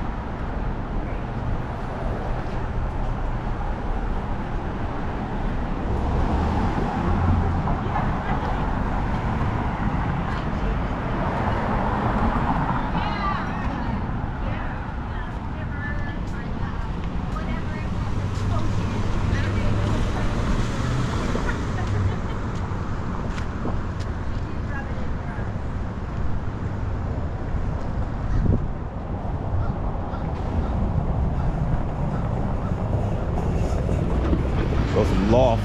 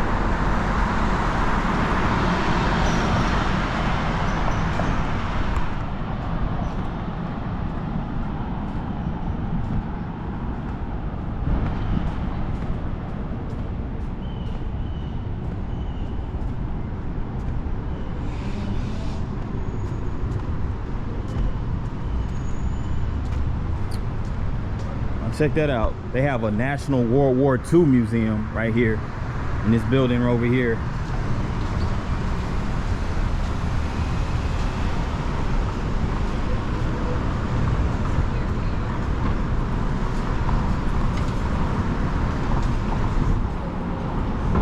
But this is the main building. Oh shoot, look at this.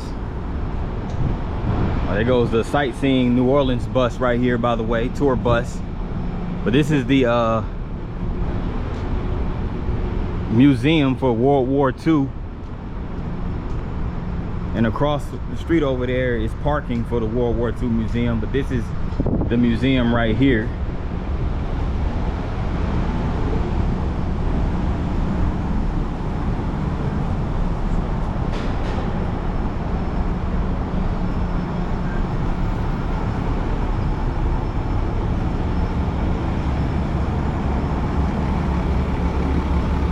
So if you're really into that type of history, you know, World War II history, you can come over here to Magazine Street. And it's located on Magazine Street. So right after you see all those historic warehouses and buildings, you can come see a more modernized building right here with the World War II Museum.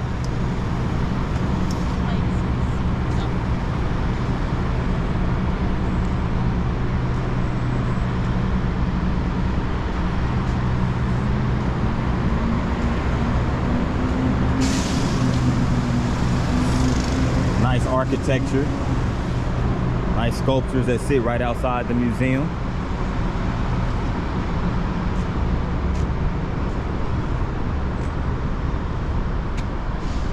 Oh, that's Anne Frank, you know, from the Diary of Anne Frank. There's a sculpture of her right here.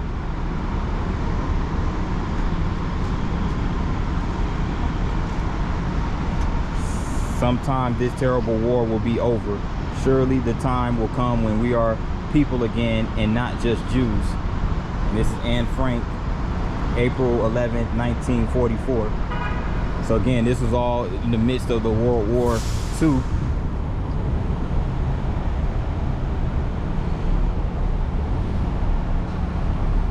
So Anne Frank was from Germany,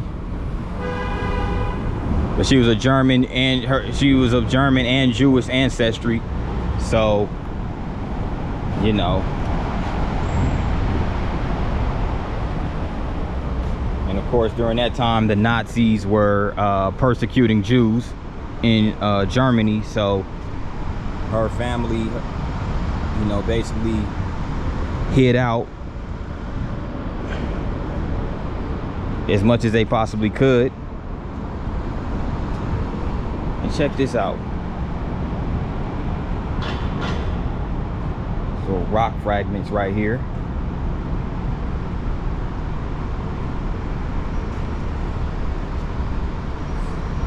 The soldier and his K9 right here. Man of the war dogs. Okay.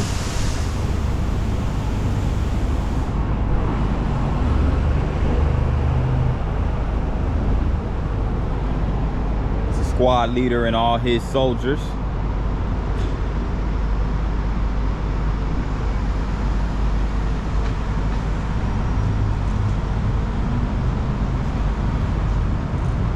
So these are a few museums over this area.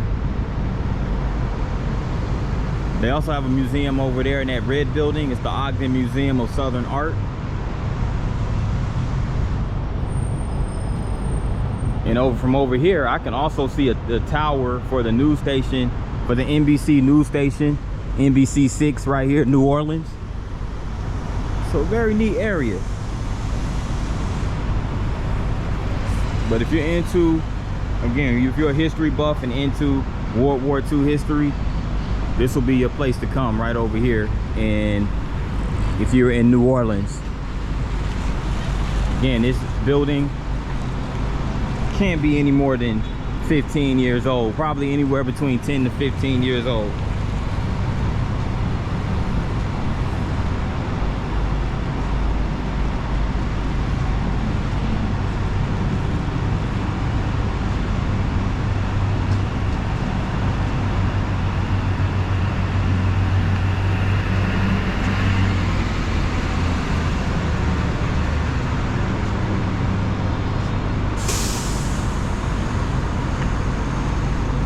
Yeah, it opened in 2000, so it's 25 years old, almost 25 years old. I thought it was more recent than that, but yeah, it's opened in 2000, so.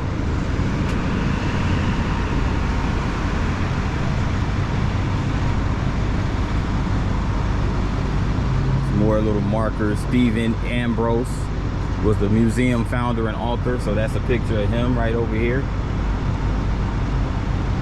He proposed the idea of a D-Day museum to his close friend Nick Moeller in the year 1990. So they was basically planning this years before they actually built it in New Orleans. So yeah, a cool museum right here on Magazine Street.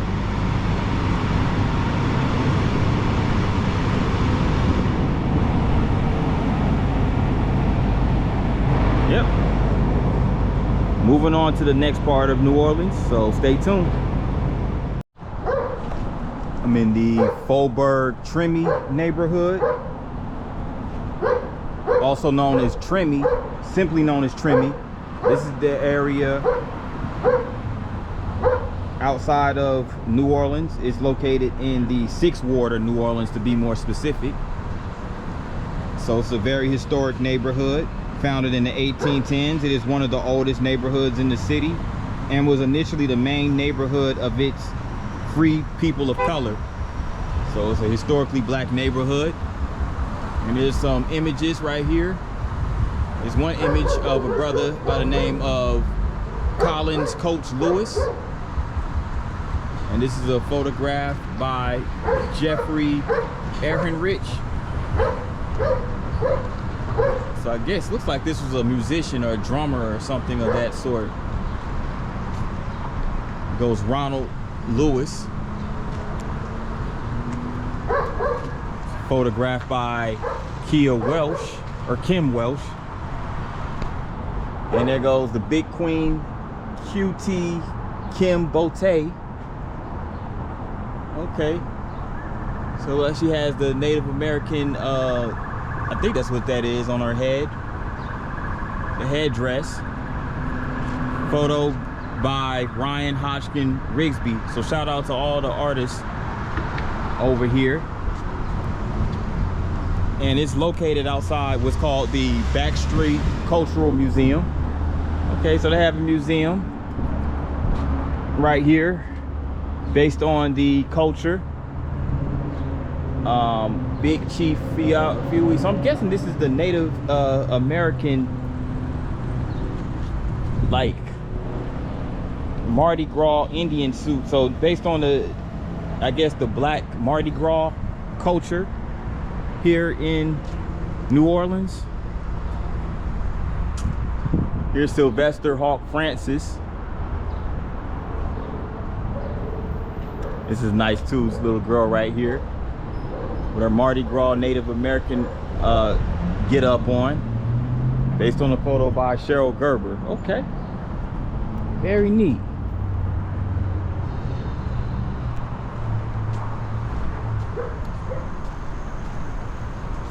So of course every neighborhood in the city has its own unique vibe to it.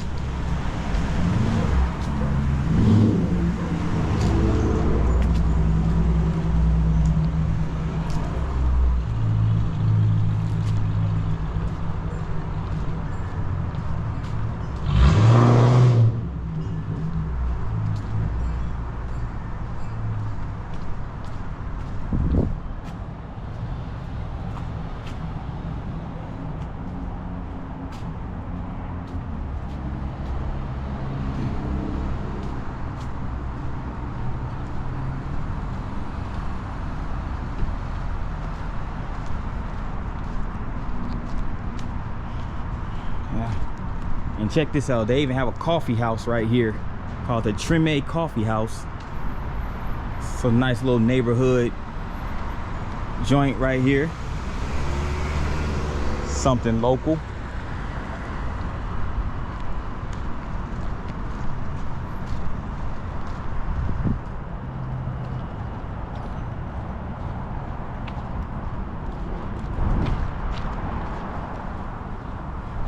And it's like a, I don't I wonder if that's a school. Looks like a school right there.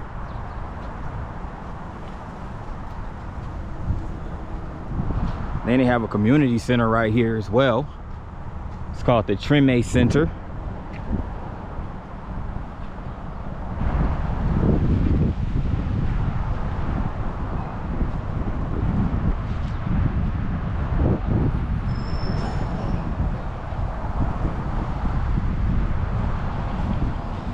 Nice little artwork outside of it.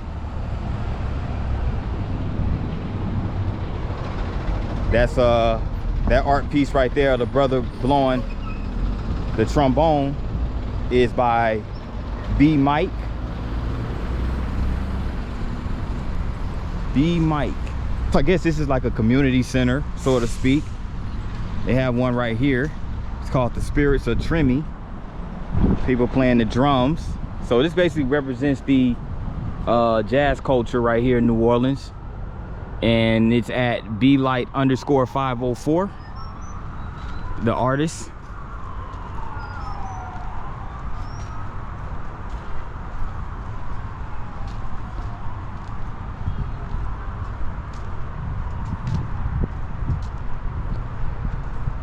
Yeah, this is nice right here as well.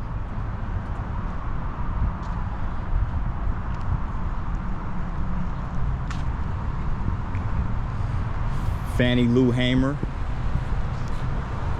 There goes the brother Malcolm X right here. Of course, his famous words, "by any means." So it's good to have places like this, you know. They have like dance classes and different programs for the youth to get involved in, to keep them off the mean streets of New Orleans. So that's really good to have those things intact.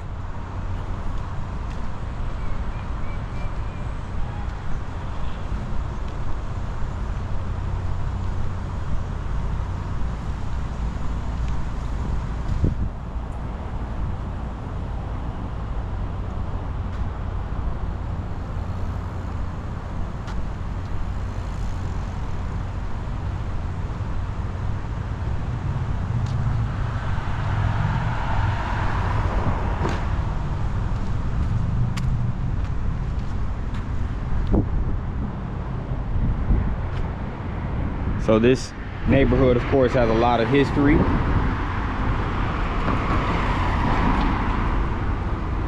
It used to be a plantation. It used to be like two plantation houses or two forts. They were called St. Ferdinand and St. John.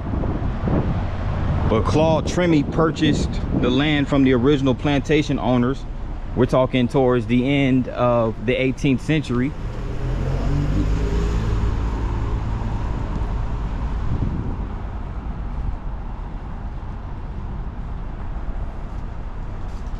So he bought this land so that he could establish a neighborhood outside of the downtown area, French Quarter and all of those neighborhoods. You can see the houses. That's a nice artwork right there.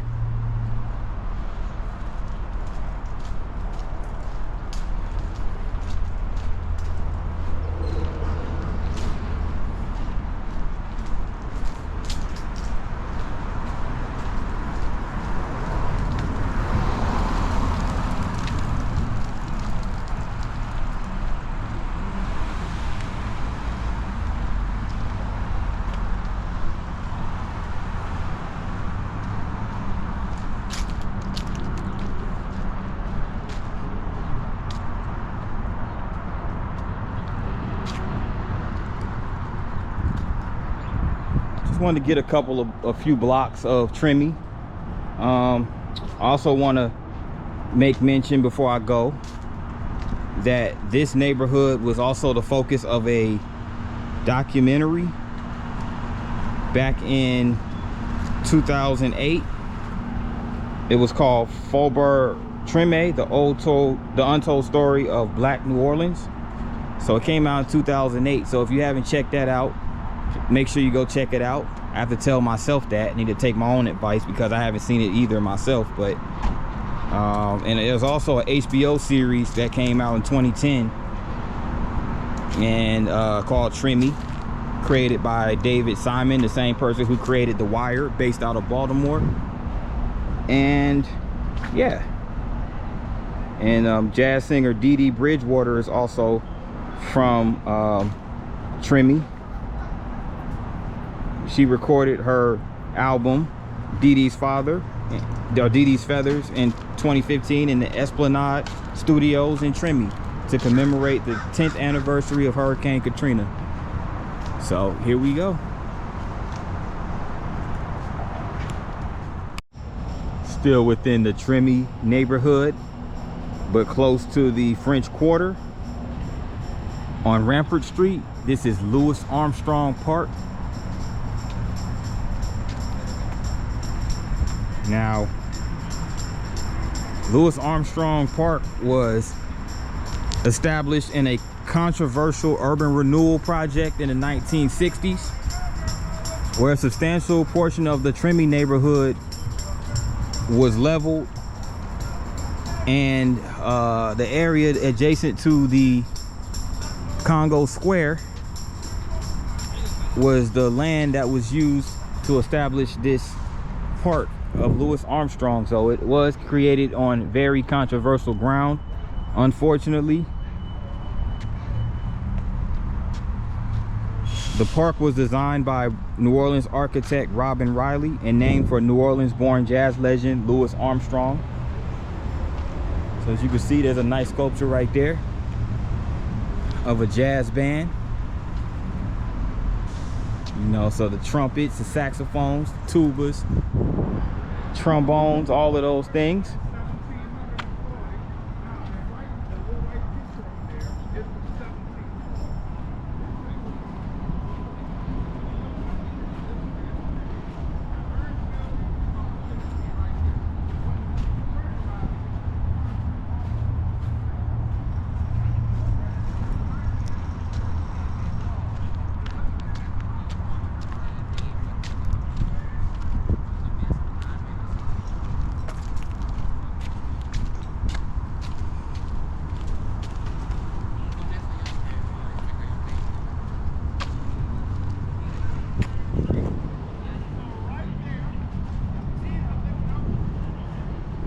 And check this out.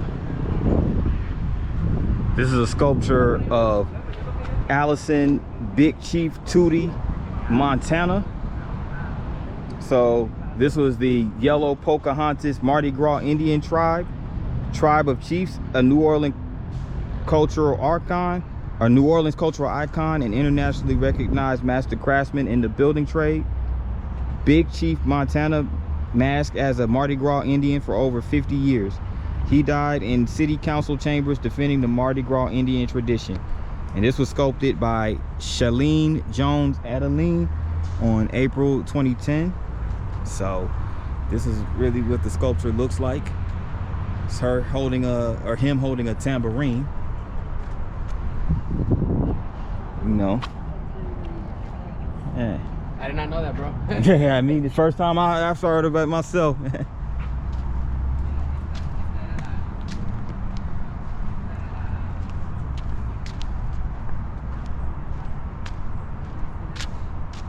And this looks like an abandoned building. So, I don't know what it used to be. It looked like a Municipal auditorium. Oh, it used to be an auditorium. Thanks for that, bro. Used to be an auditorium. Wow.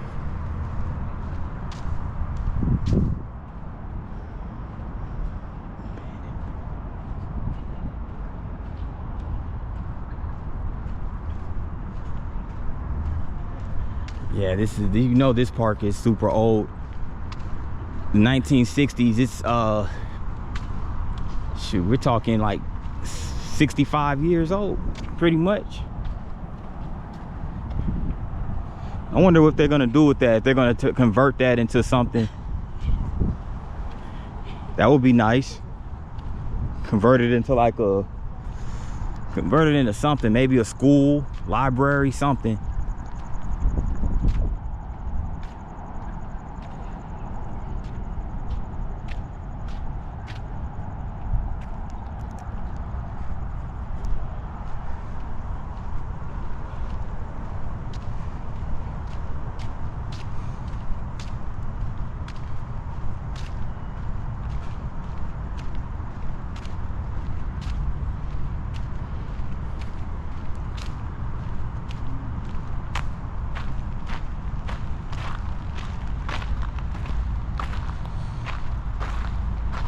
Okay, now this is a sculpture of the jazz giant Sidney Bechet, or Beckett. I don't know if I'm pronouncing it right, but this is a sculpture of Sidney Beckett, who was a jazz musician, and this was made possible by a grant from the New Orleans Jazz and Heritage Foundation.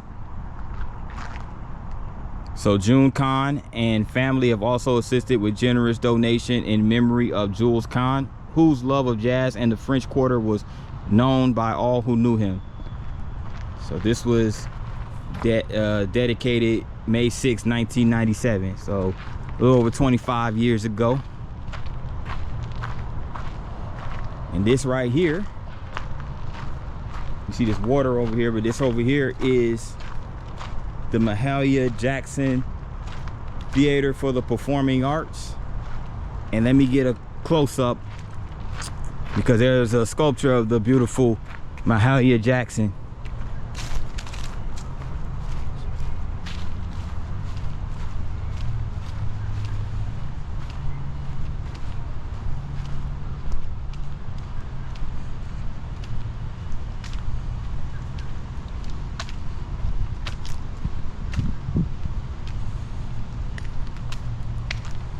So here's a sculpture of Mahalia Jackson. This was sculpted by Elizabeth Catlett, and this was also sculpted in 2010.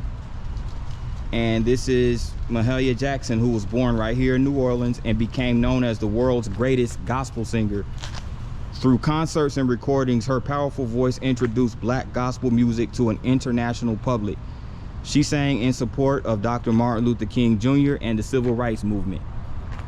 So there she is, Mahalia Jackson, born October 26, 1911, and perished on January 27, 1972. So she was only 60 years old. Wow, that's pretty young. That's pretty young. This the theater right here. Nice little theater. So it's a performing arts venue.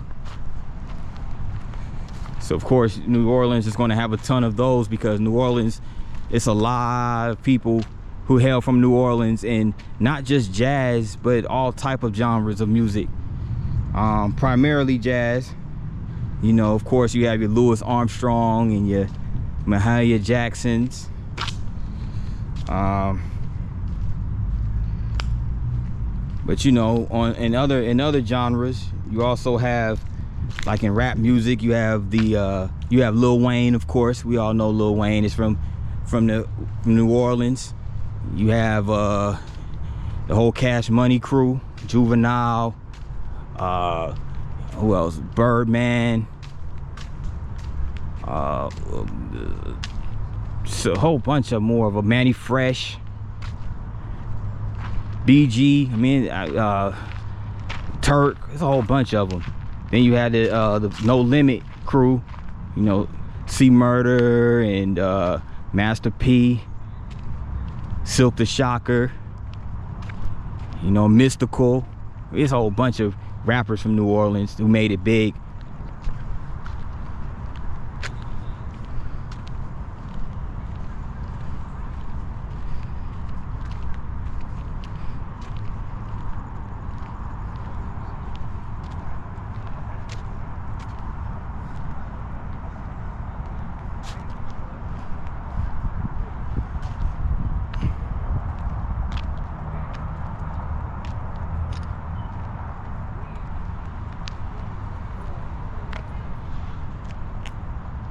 Here is a statue of Louis Satchmo Armstrong,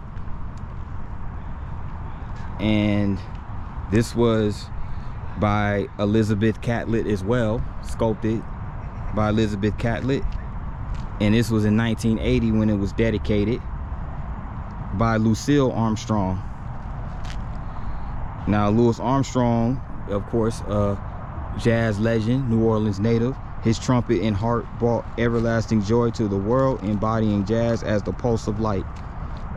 In appreciation of the National Park Service, April 18, 2008.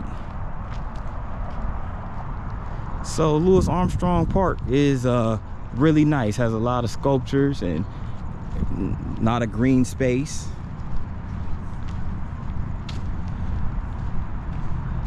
Really brings out the essence of New Orleans, no doubt about it.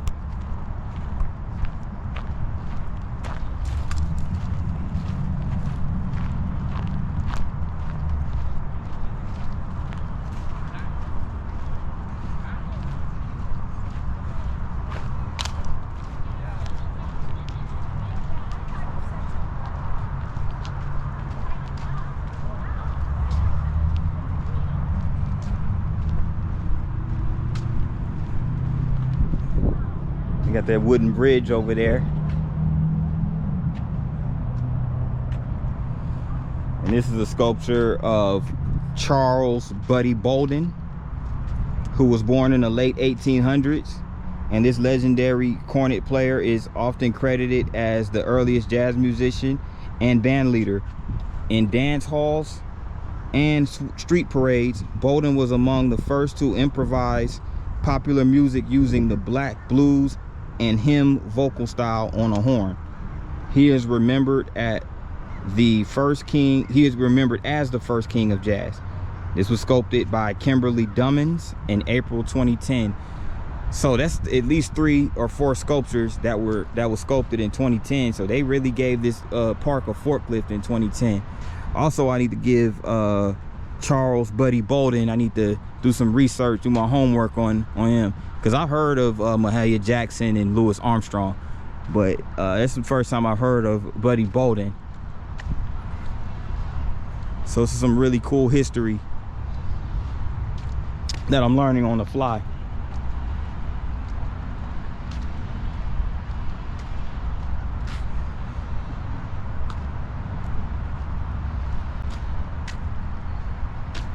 The French Opera.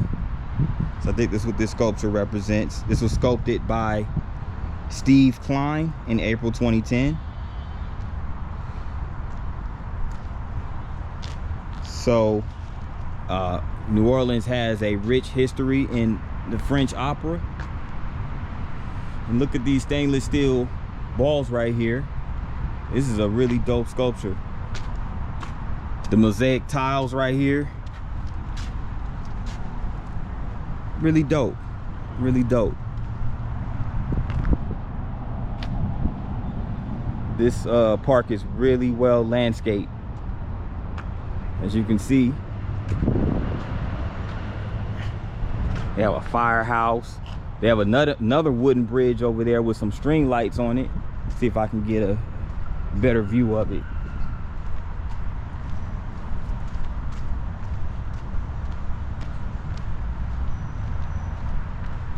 Yep, that's it right there.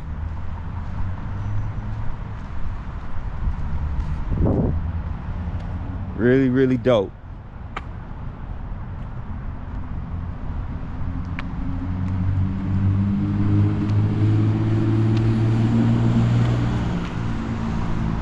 But that does it for Louis Armstrong Park and Congo Square. So stay tuned for the next part of this video. Walking down St. Anne Street. It's another major street on the French Quarter.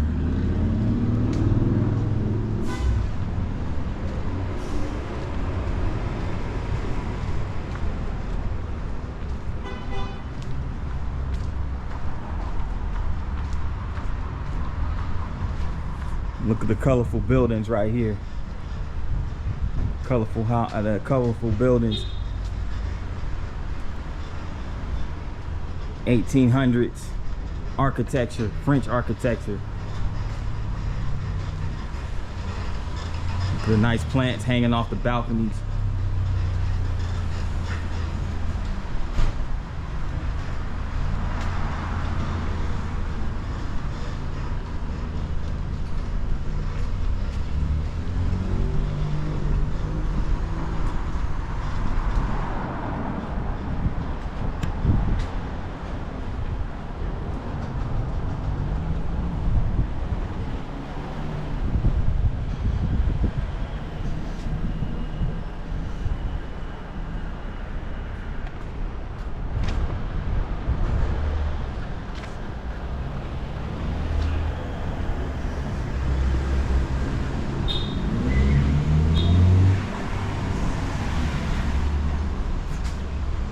Orleans was the capital of the Spanish province of Louisiana, 1762 to 1803.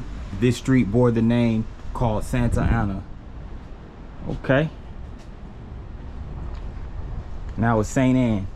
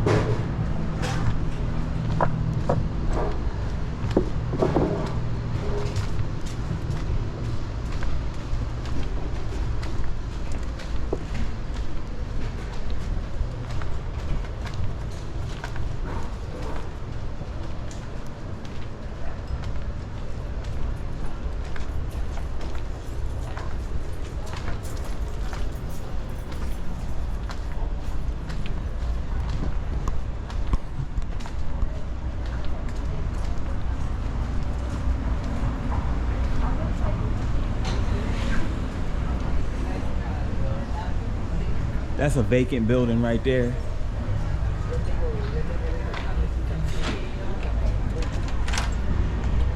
Wonder what they do with these vacant buildings after a certain amount of time.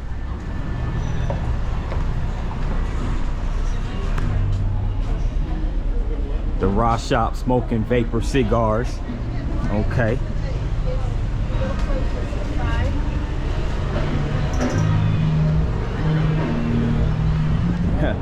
Got the Halloween decorations out.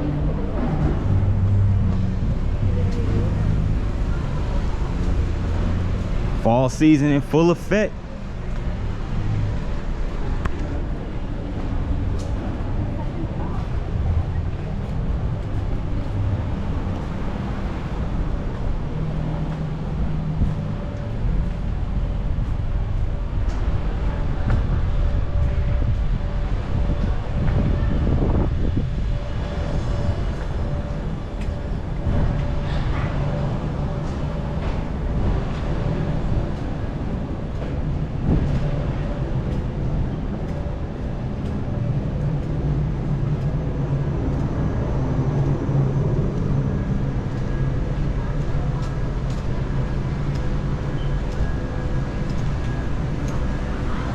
What I like about these streets in French Quarter is that they are decorated with flags of different countries. You know, of course, you know, they have the state flag, the US flag. You know what I'm saying? They got the LSU Tigers flags, of course. You gotta represent the home state. And they have the Saints flags, so represent the hometown Saints.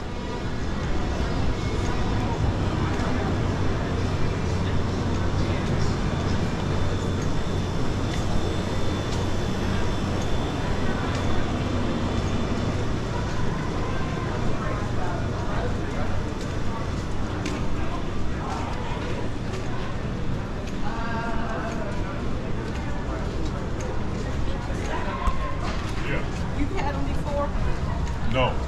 I mean, I've had it.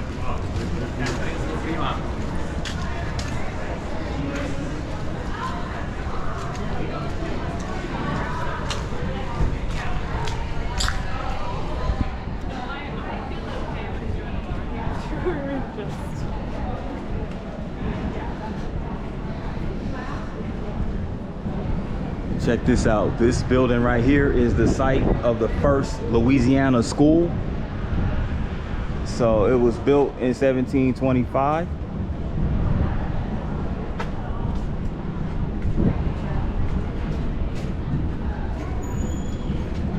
So we're getting closer to Jackson Square.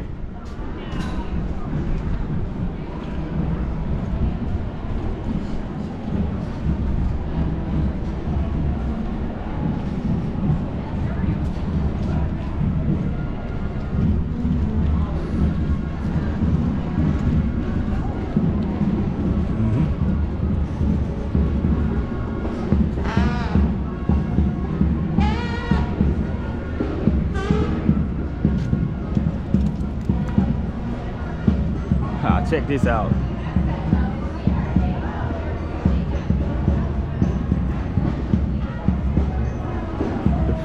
The Presbyterian building.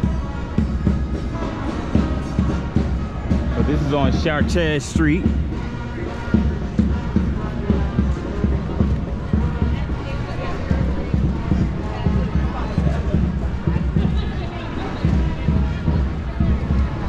So it's a ton of restaurants right here on Jackson Square.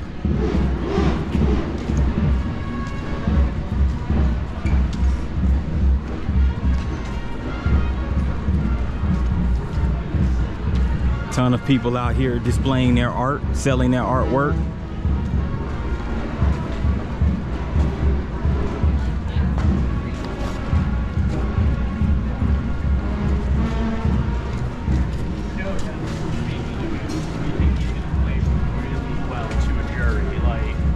Really well if we get that.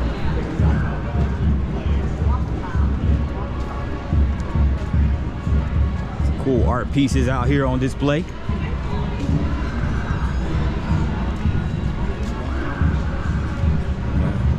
They even had the people out here to do your caricatures. So if you want to get a caricature done, they have them out here by Jackson Square.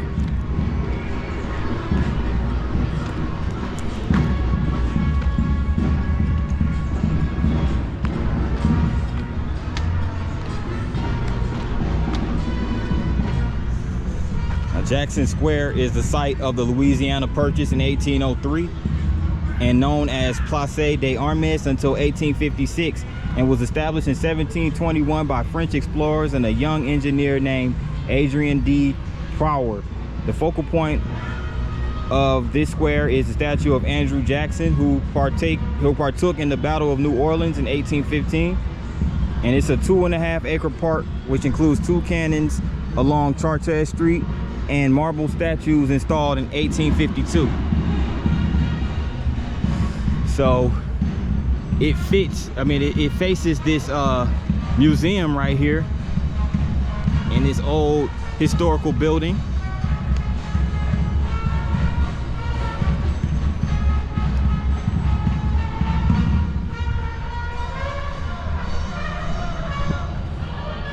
It sounds like I hear a jazz band playing in the background.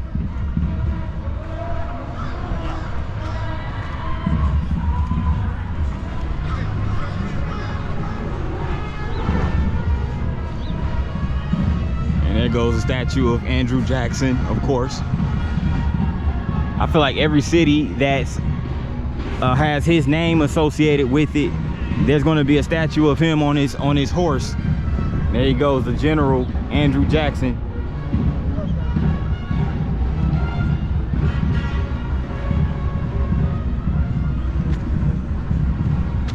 Yep, I hear that New Orleans jazz in the background.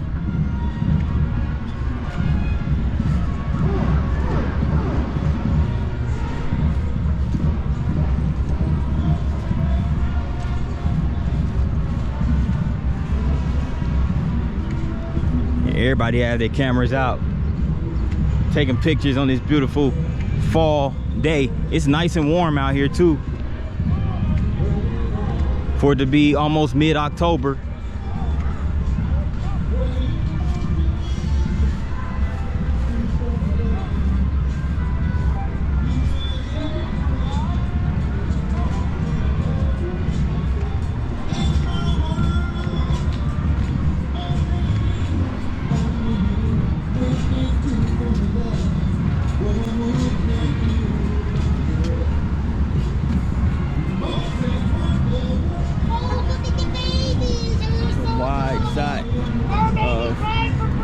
Jackson Square. They have the little carriages out here.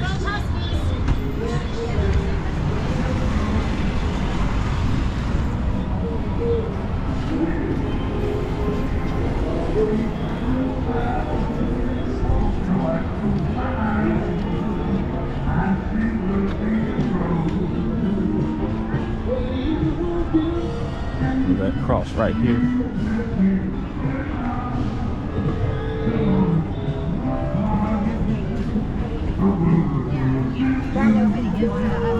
Yeah, and I've been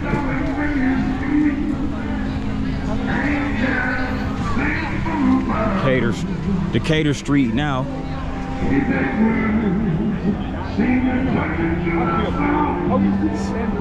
So we have Cafe du Monde, original French coffee stand.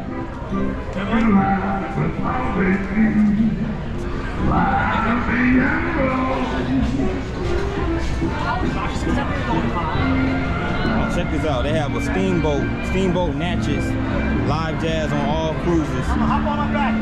Okay.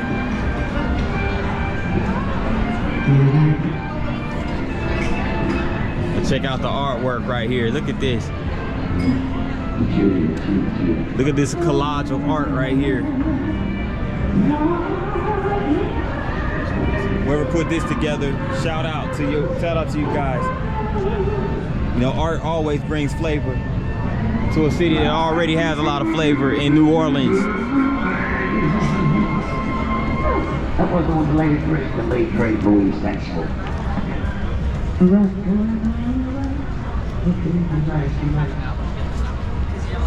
Yeah.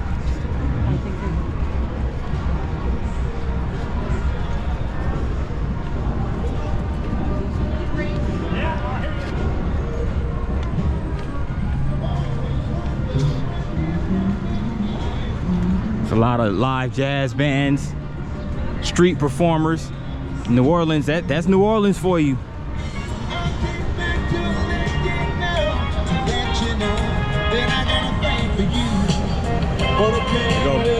There's a brother out there performing a classic.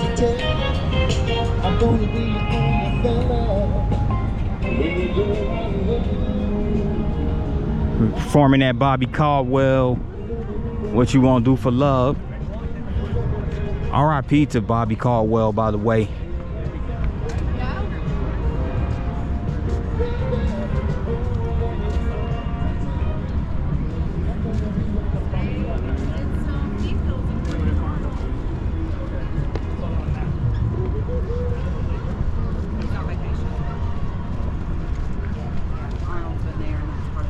I was actually not too far from this area earlier today when I was over there by the outlet walk or whatever it was called, where they had all the mall.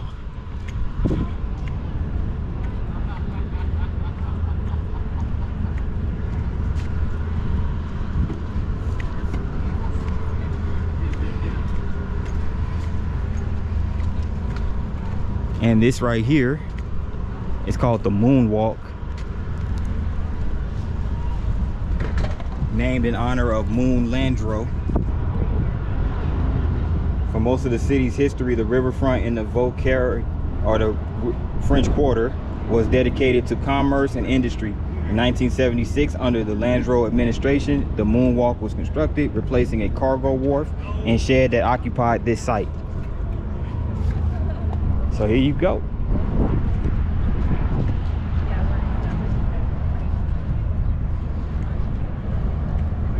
And check out that vessel right there. A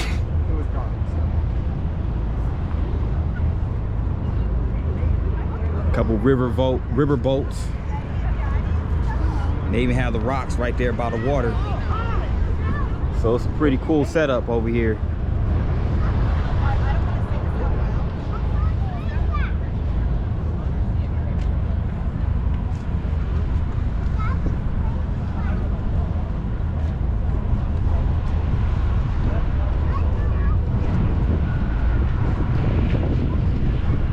That building right there is the Jack's Brewing, or the Jackson Brewing Company. And at one point in time, that building sold what was called Jack's Beer. And it was a brand name which was used in different states, brewed by Jacksonville, Florida's Jack's Brewing Company. So this brewery right here served the Jack's branded beer that was originally brewed out of Jacksonville, Florida. Okay. The Jacksonville to New Orleans connection.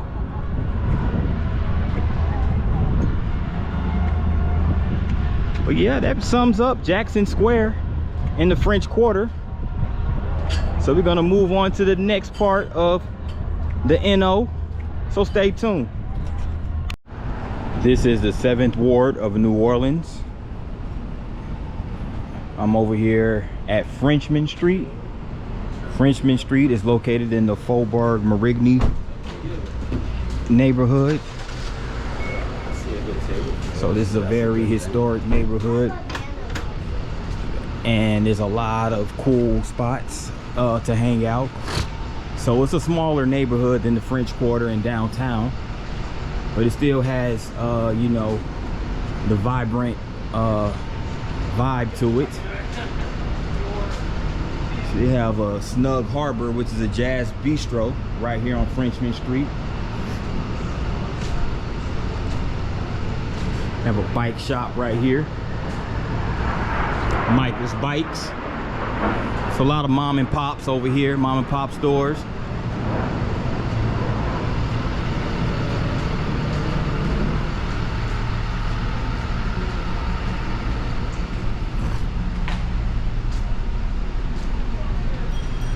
Electric Ladyland. Tattoo parlor. Our cafes. Then we're also going to find the murals, of course.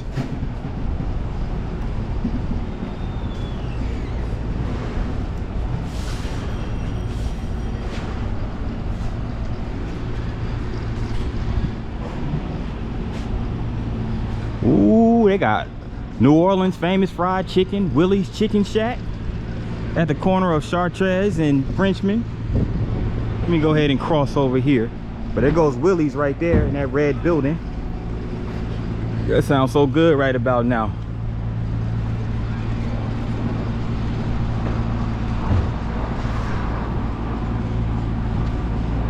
Oh, they also have daiquiris too. They sell daiquiris in there too.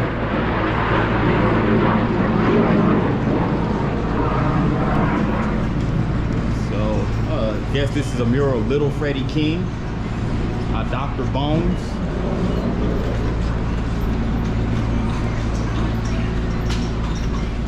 And check this out. They have the horse tours right over here, the Nola carriages.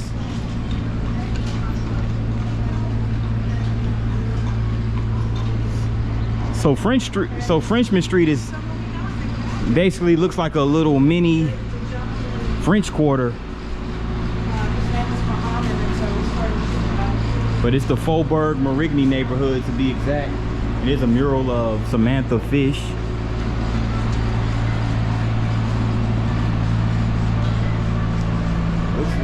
Looks like a brother with a musician, with the guitar.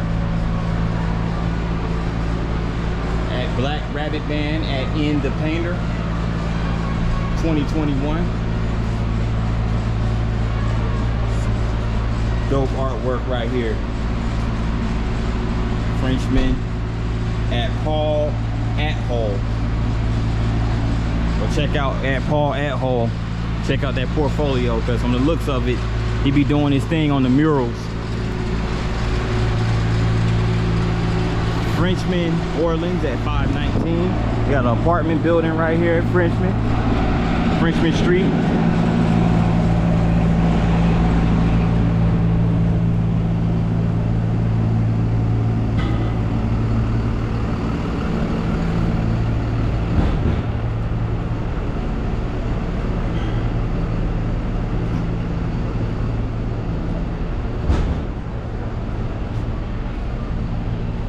Rambler.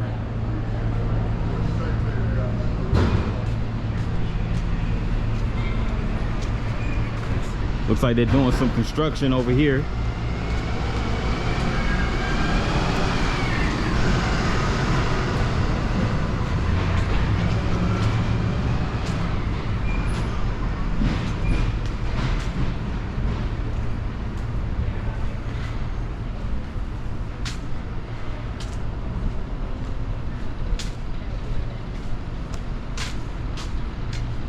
But in a nutshell, this is Frenchman Street, or more specifically, the Faubourg Marigny neighborhood. So we're on to the next part of New Orleans, so stay tuned. Nice sculpture, by the way. Before I go, let me get the artist's name. Joanna Croppo. All right, dope. All right. So guys, this is the Willie's Chicken Shack that I was just telling you about not too long ago. I got super hungry, so I stopped by to grab me a plate. And it's a shrimp basket with fries and a biscuit. And this was established in 1938 in the lower 9th Ward of New Orleans, but it is now in the Faubourg and Marigny area. Check out the artwork in here, it's really nice. And also, check this out. Lil Wayne, New Orleans' very own. Dope.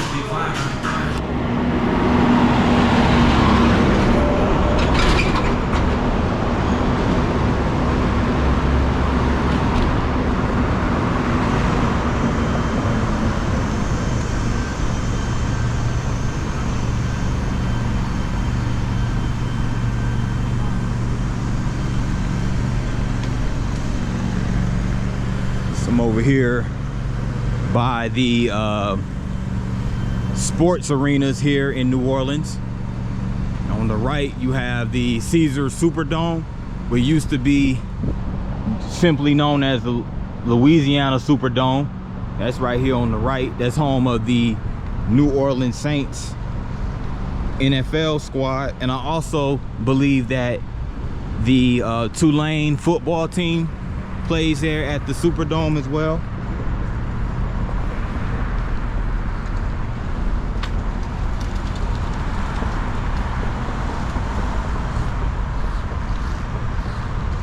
But that is home of the New Orleans Saints, and on the left is the basketball arena. The Smoothie King Center is what it's called, and it's the home of the New Orleans Pelicans NBA squad. So these two venues connect to each other via like a little sky bridge, if you will.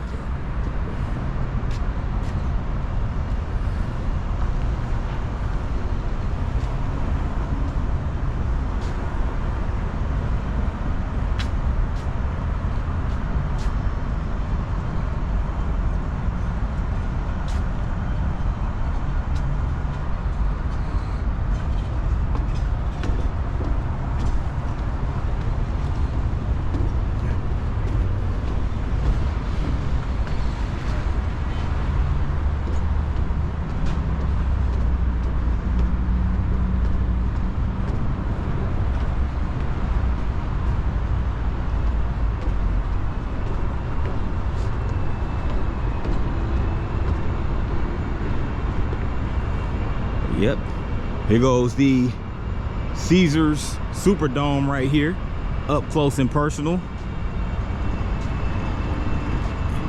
So again, this is the home of the New Orleans Saints. You know, they won the Super Bowl back in 2009. You know, some of the most notable players that ever played for them was Drew Brees, Ricky Williams, a ton of defensive players like Charles Grant, the Dome Patrol back in the 80s. This is the New Orleans Saints. And the Benson family, I believe, they are the heirs to that franchise. And also, aside from being where the New Orleans Saints played. The Superdome also served as a shelter for a lot of the refugees of the Hurricane Katrina back in '05. So, you know, there's that. And you also have right here the Smoothie King Center, which is home of the New Orleans Pelicans.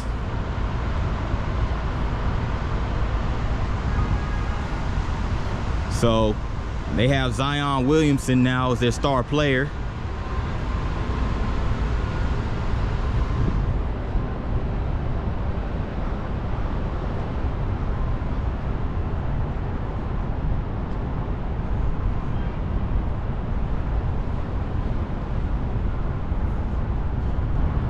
So let me go over here real quick to check out this stadium.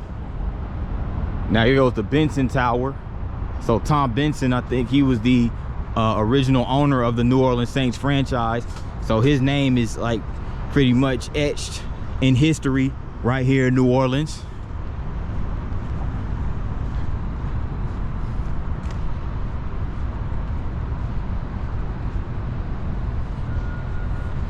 And from here you can also see the Entergy building.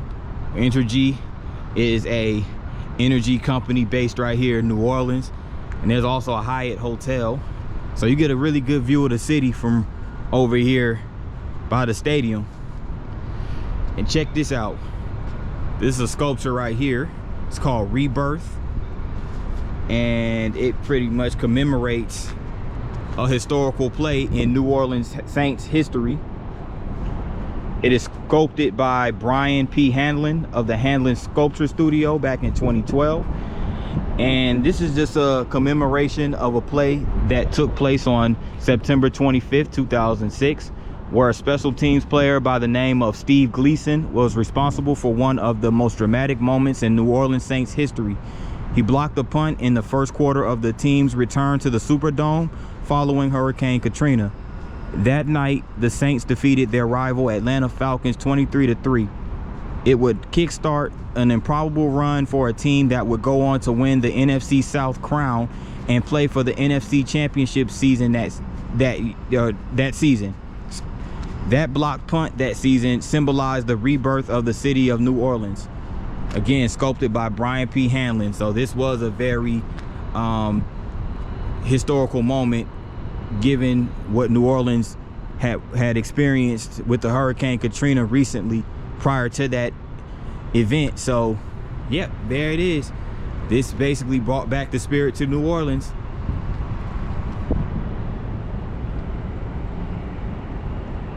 So there you have it. Caesars Superdome, Smoothie King Center.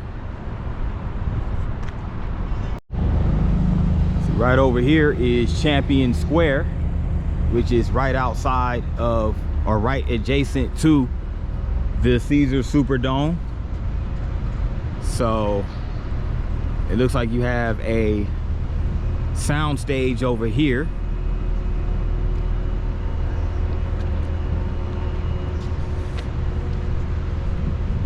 And let me go over here and check this out.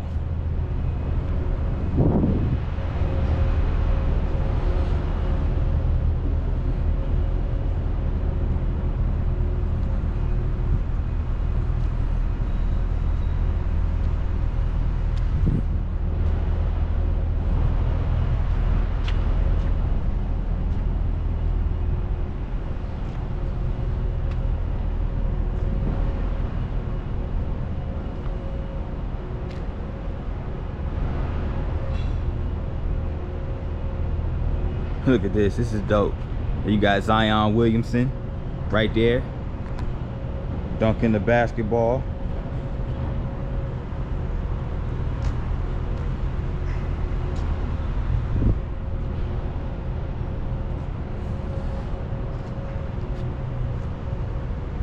And that's the late Sam Mills right here. He was the linebacker for that Dome Patrol defense of the New Orleans Saints. It was under Steve Sidwell's 3-4 defense So he was one of the stars in that Dome Patrol defense.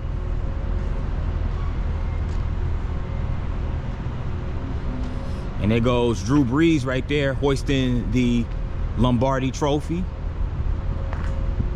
when they won Super Bowl 44 back in, I believe it was 2009.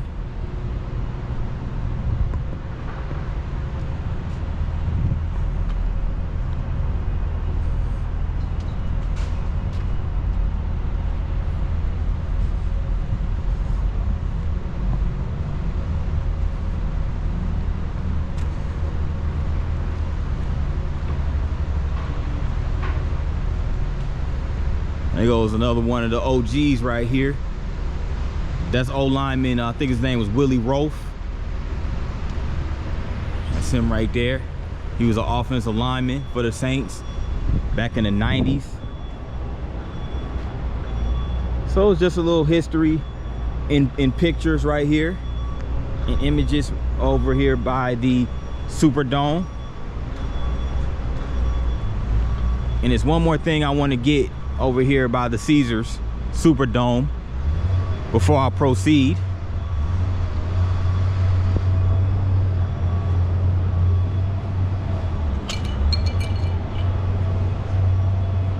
So I'm pretty sure this area also was pretty lit when the Saints won the Super Bowl back in 2009.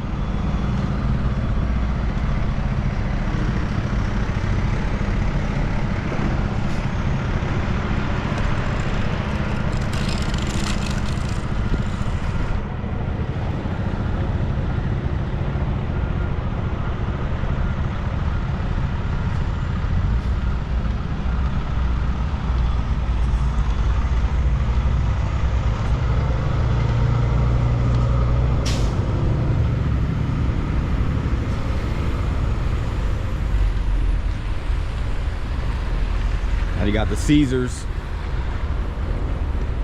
sculpture right here, has a bell. That's dope. That's dope. Before I got away, I had to get this sculpture of the owner, Tom Benson, the late owner, Tom Benson, holding up the Lombardi Trophy. Again, that was a huge moment in New Orleans. Not only sports history, but just the city of New Orleans in general. And Tom Benson is from New Orleans. He's a man of passion and dedication to his home city and state of Louisiana. Through his steadfast support, leadership, and commitment as owner of the New Orleans Saints and New Orleans Pelicans, he helped usher in the renaissance of this great American city. So Mr. Benson's uncanny vision and compassionate heart embodies his love of all things associated with his hometown. A driven and focused leader, Mr. Benson devotedly defended his hometown during dire circumstances and was tireless in his efforts in leading the private sector and serving as a strong advocate to the less fortunate. Family, faith, and a love of sports and their great and positive impact forged their legacy. And by bringing an NFL World Championship to his hometowns, he accomplished one of his most rewarding lifetime dreams. And this also was sculpted by Brian Hamlin, who sculpted the statue we saw earlier of the block punt.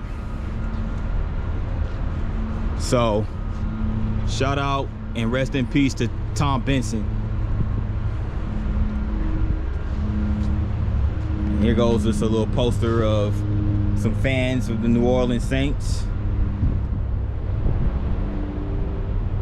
The George Hollis Trophy when they won the NFC Championship, preceding their Super Bowl trophy right here. And I think that's Tom Benson and his wife right there. And there goes, and they also the New Orleans Pelicans logo right there. So New Orleans sports is extremely important and viable to the city of New Orleans. So they have a cool fan base, as you can see right here. So yeah.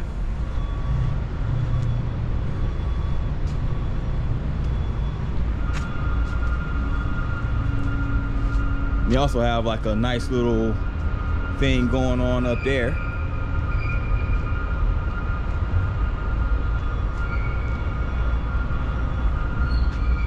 me see if I can get to it.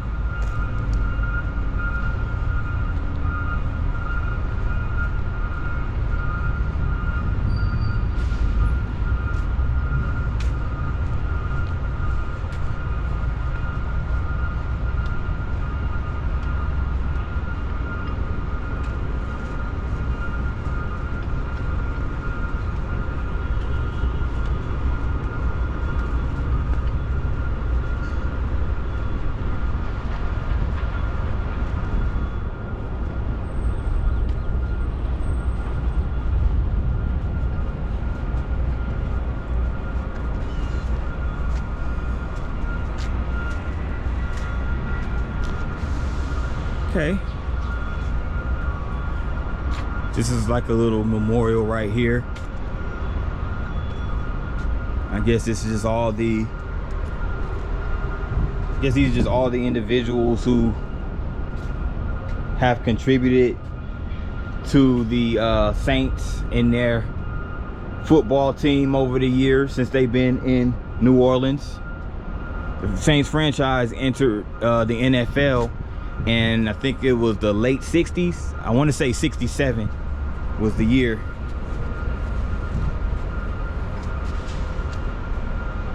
But there you have it. New Orleans sports, Saints and Pelicans. Now, I'm in the lower 9th Ward district of New Orleans, and this neighborhood still shows signs of rebuilding.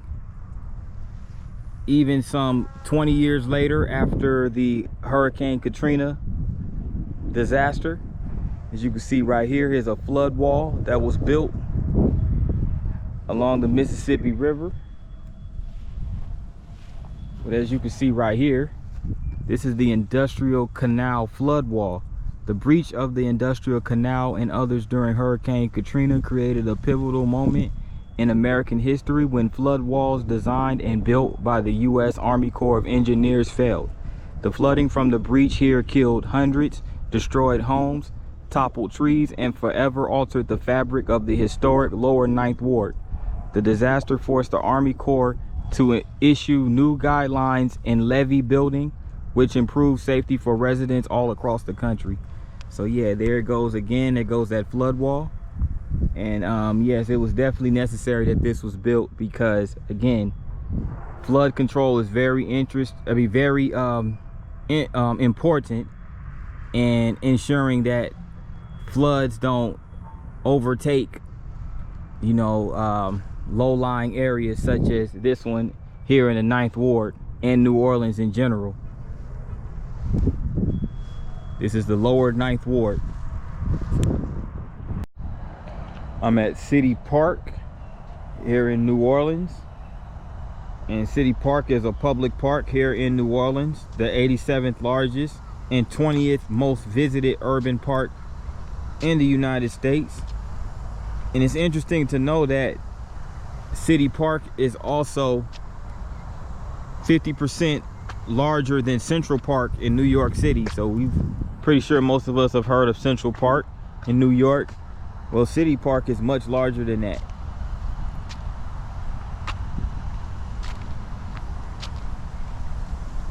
So as you're going to see, there's a lot of live oak trees in City Park. There's also a museum on the grounds of City Park. And this museum right here is called the Louisiana Children's Museum.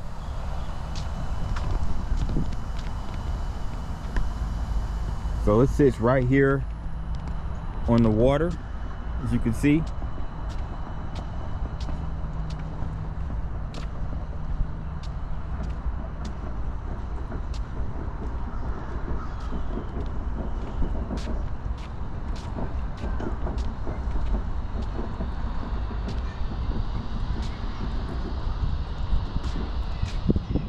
A lot of those oak trees, by the way, a lot of the oak trees here in City Park are more than 600 years old. And also keep in mind that City Park is one of the top 50 oldest city parks in the US.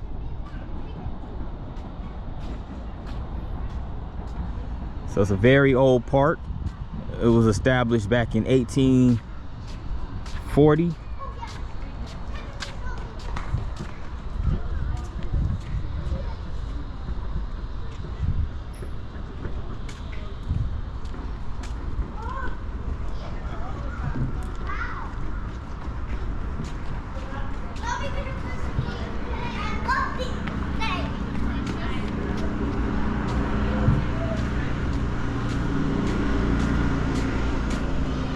Tired, man.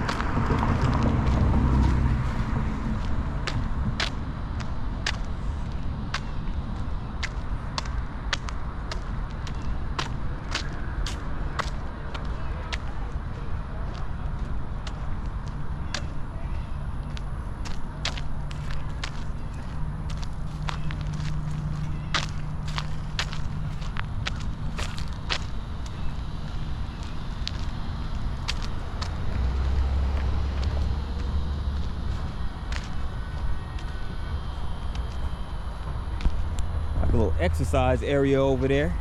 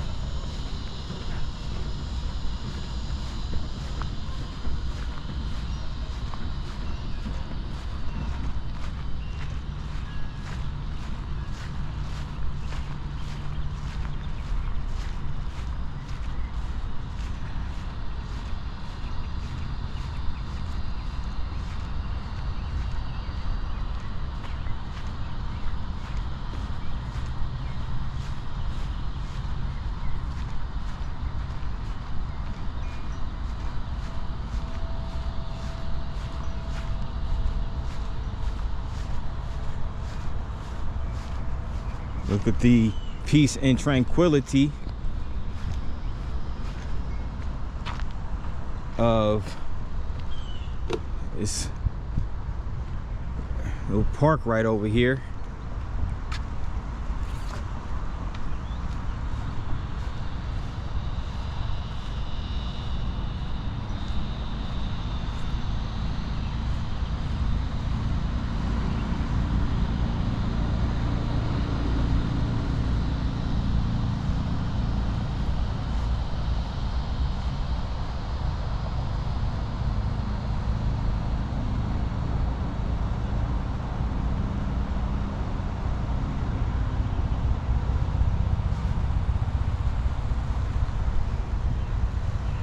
So this right here is actually called the Christian Brothers School, this building.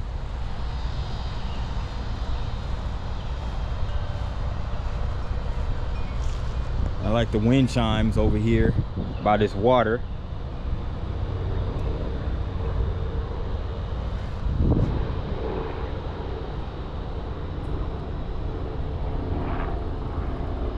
Now City Park is 1,300 acres, so this is just a small portion of the park, the city park, a snippet if you will. I just wanted to give you guys a little glimpse of what City Park looks like here in New Orleans. So stay tuned for more of the city of New Orleans. Oh, how could I forget the New Orleans Museum of Art, a staple on the grounds of City Park.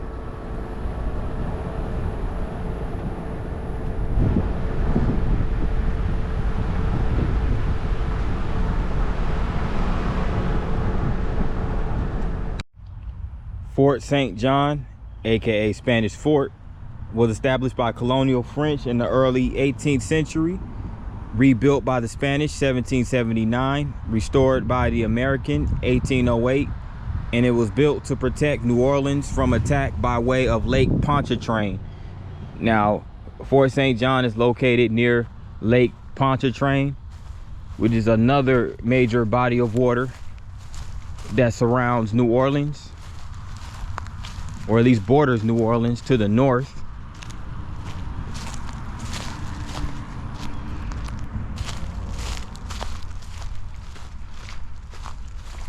So I wanted to get to the lake shore before I get away and depart New Orleans.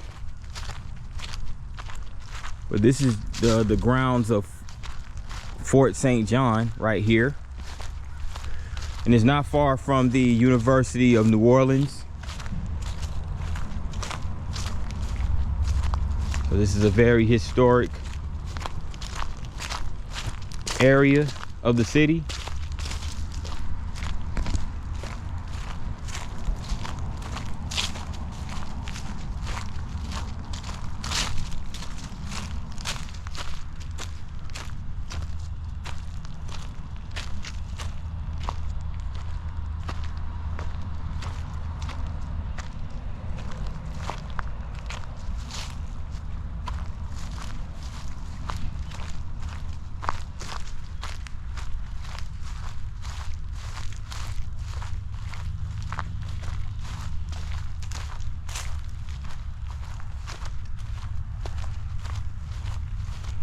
Check out that water.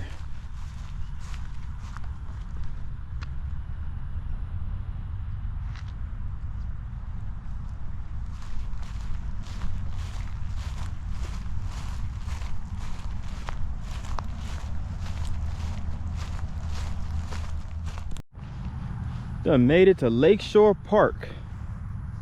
Lakeshore Park on the shores of Lake Pontchartrain. And this will be my last stop here in New Orleans for this particular vlog. And what better way to cap things off than to come to the lake shore and get a little quick stroll.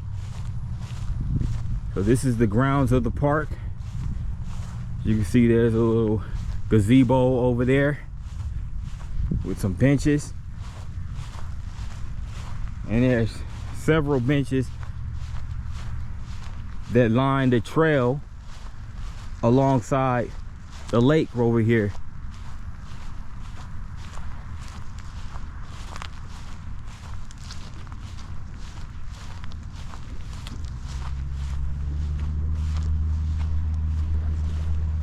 So the calming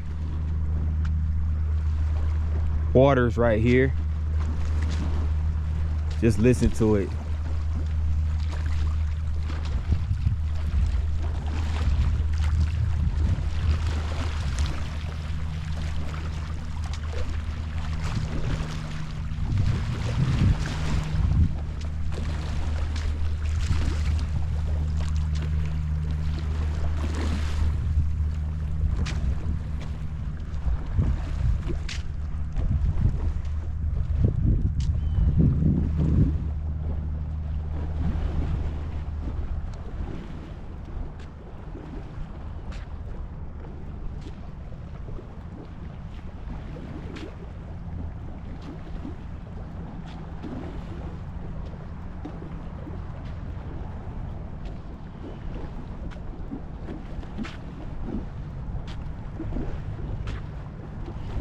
So, like I mentioned before, Lake Pontchartrain is north of the city of New Orleans. It covers an area of about 630 square miles.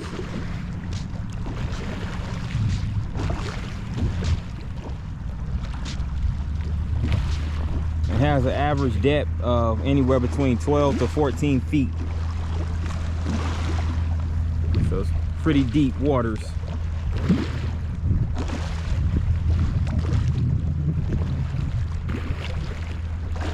Named for Louis Filippo Comte de Pontchartrain, a French minister of the Marine Chancellor from France during the reign of Louis IX.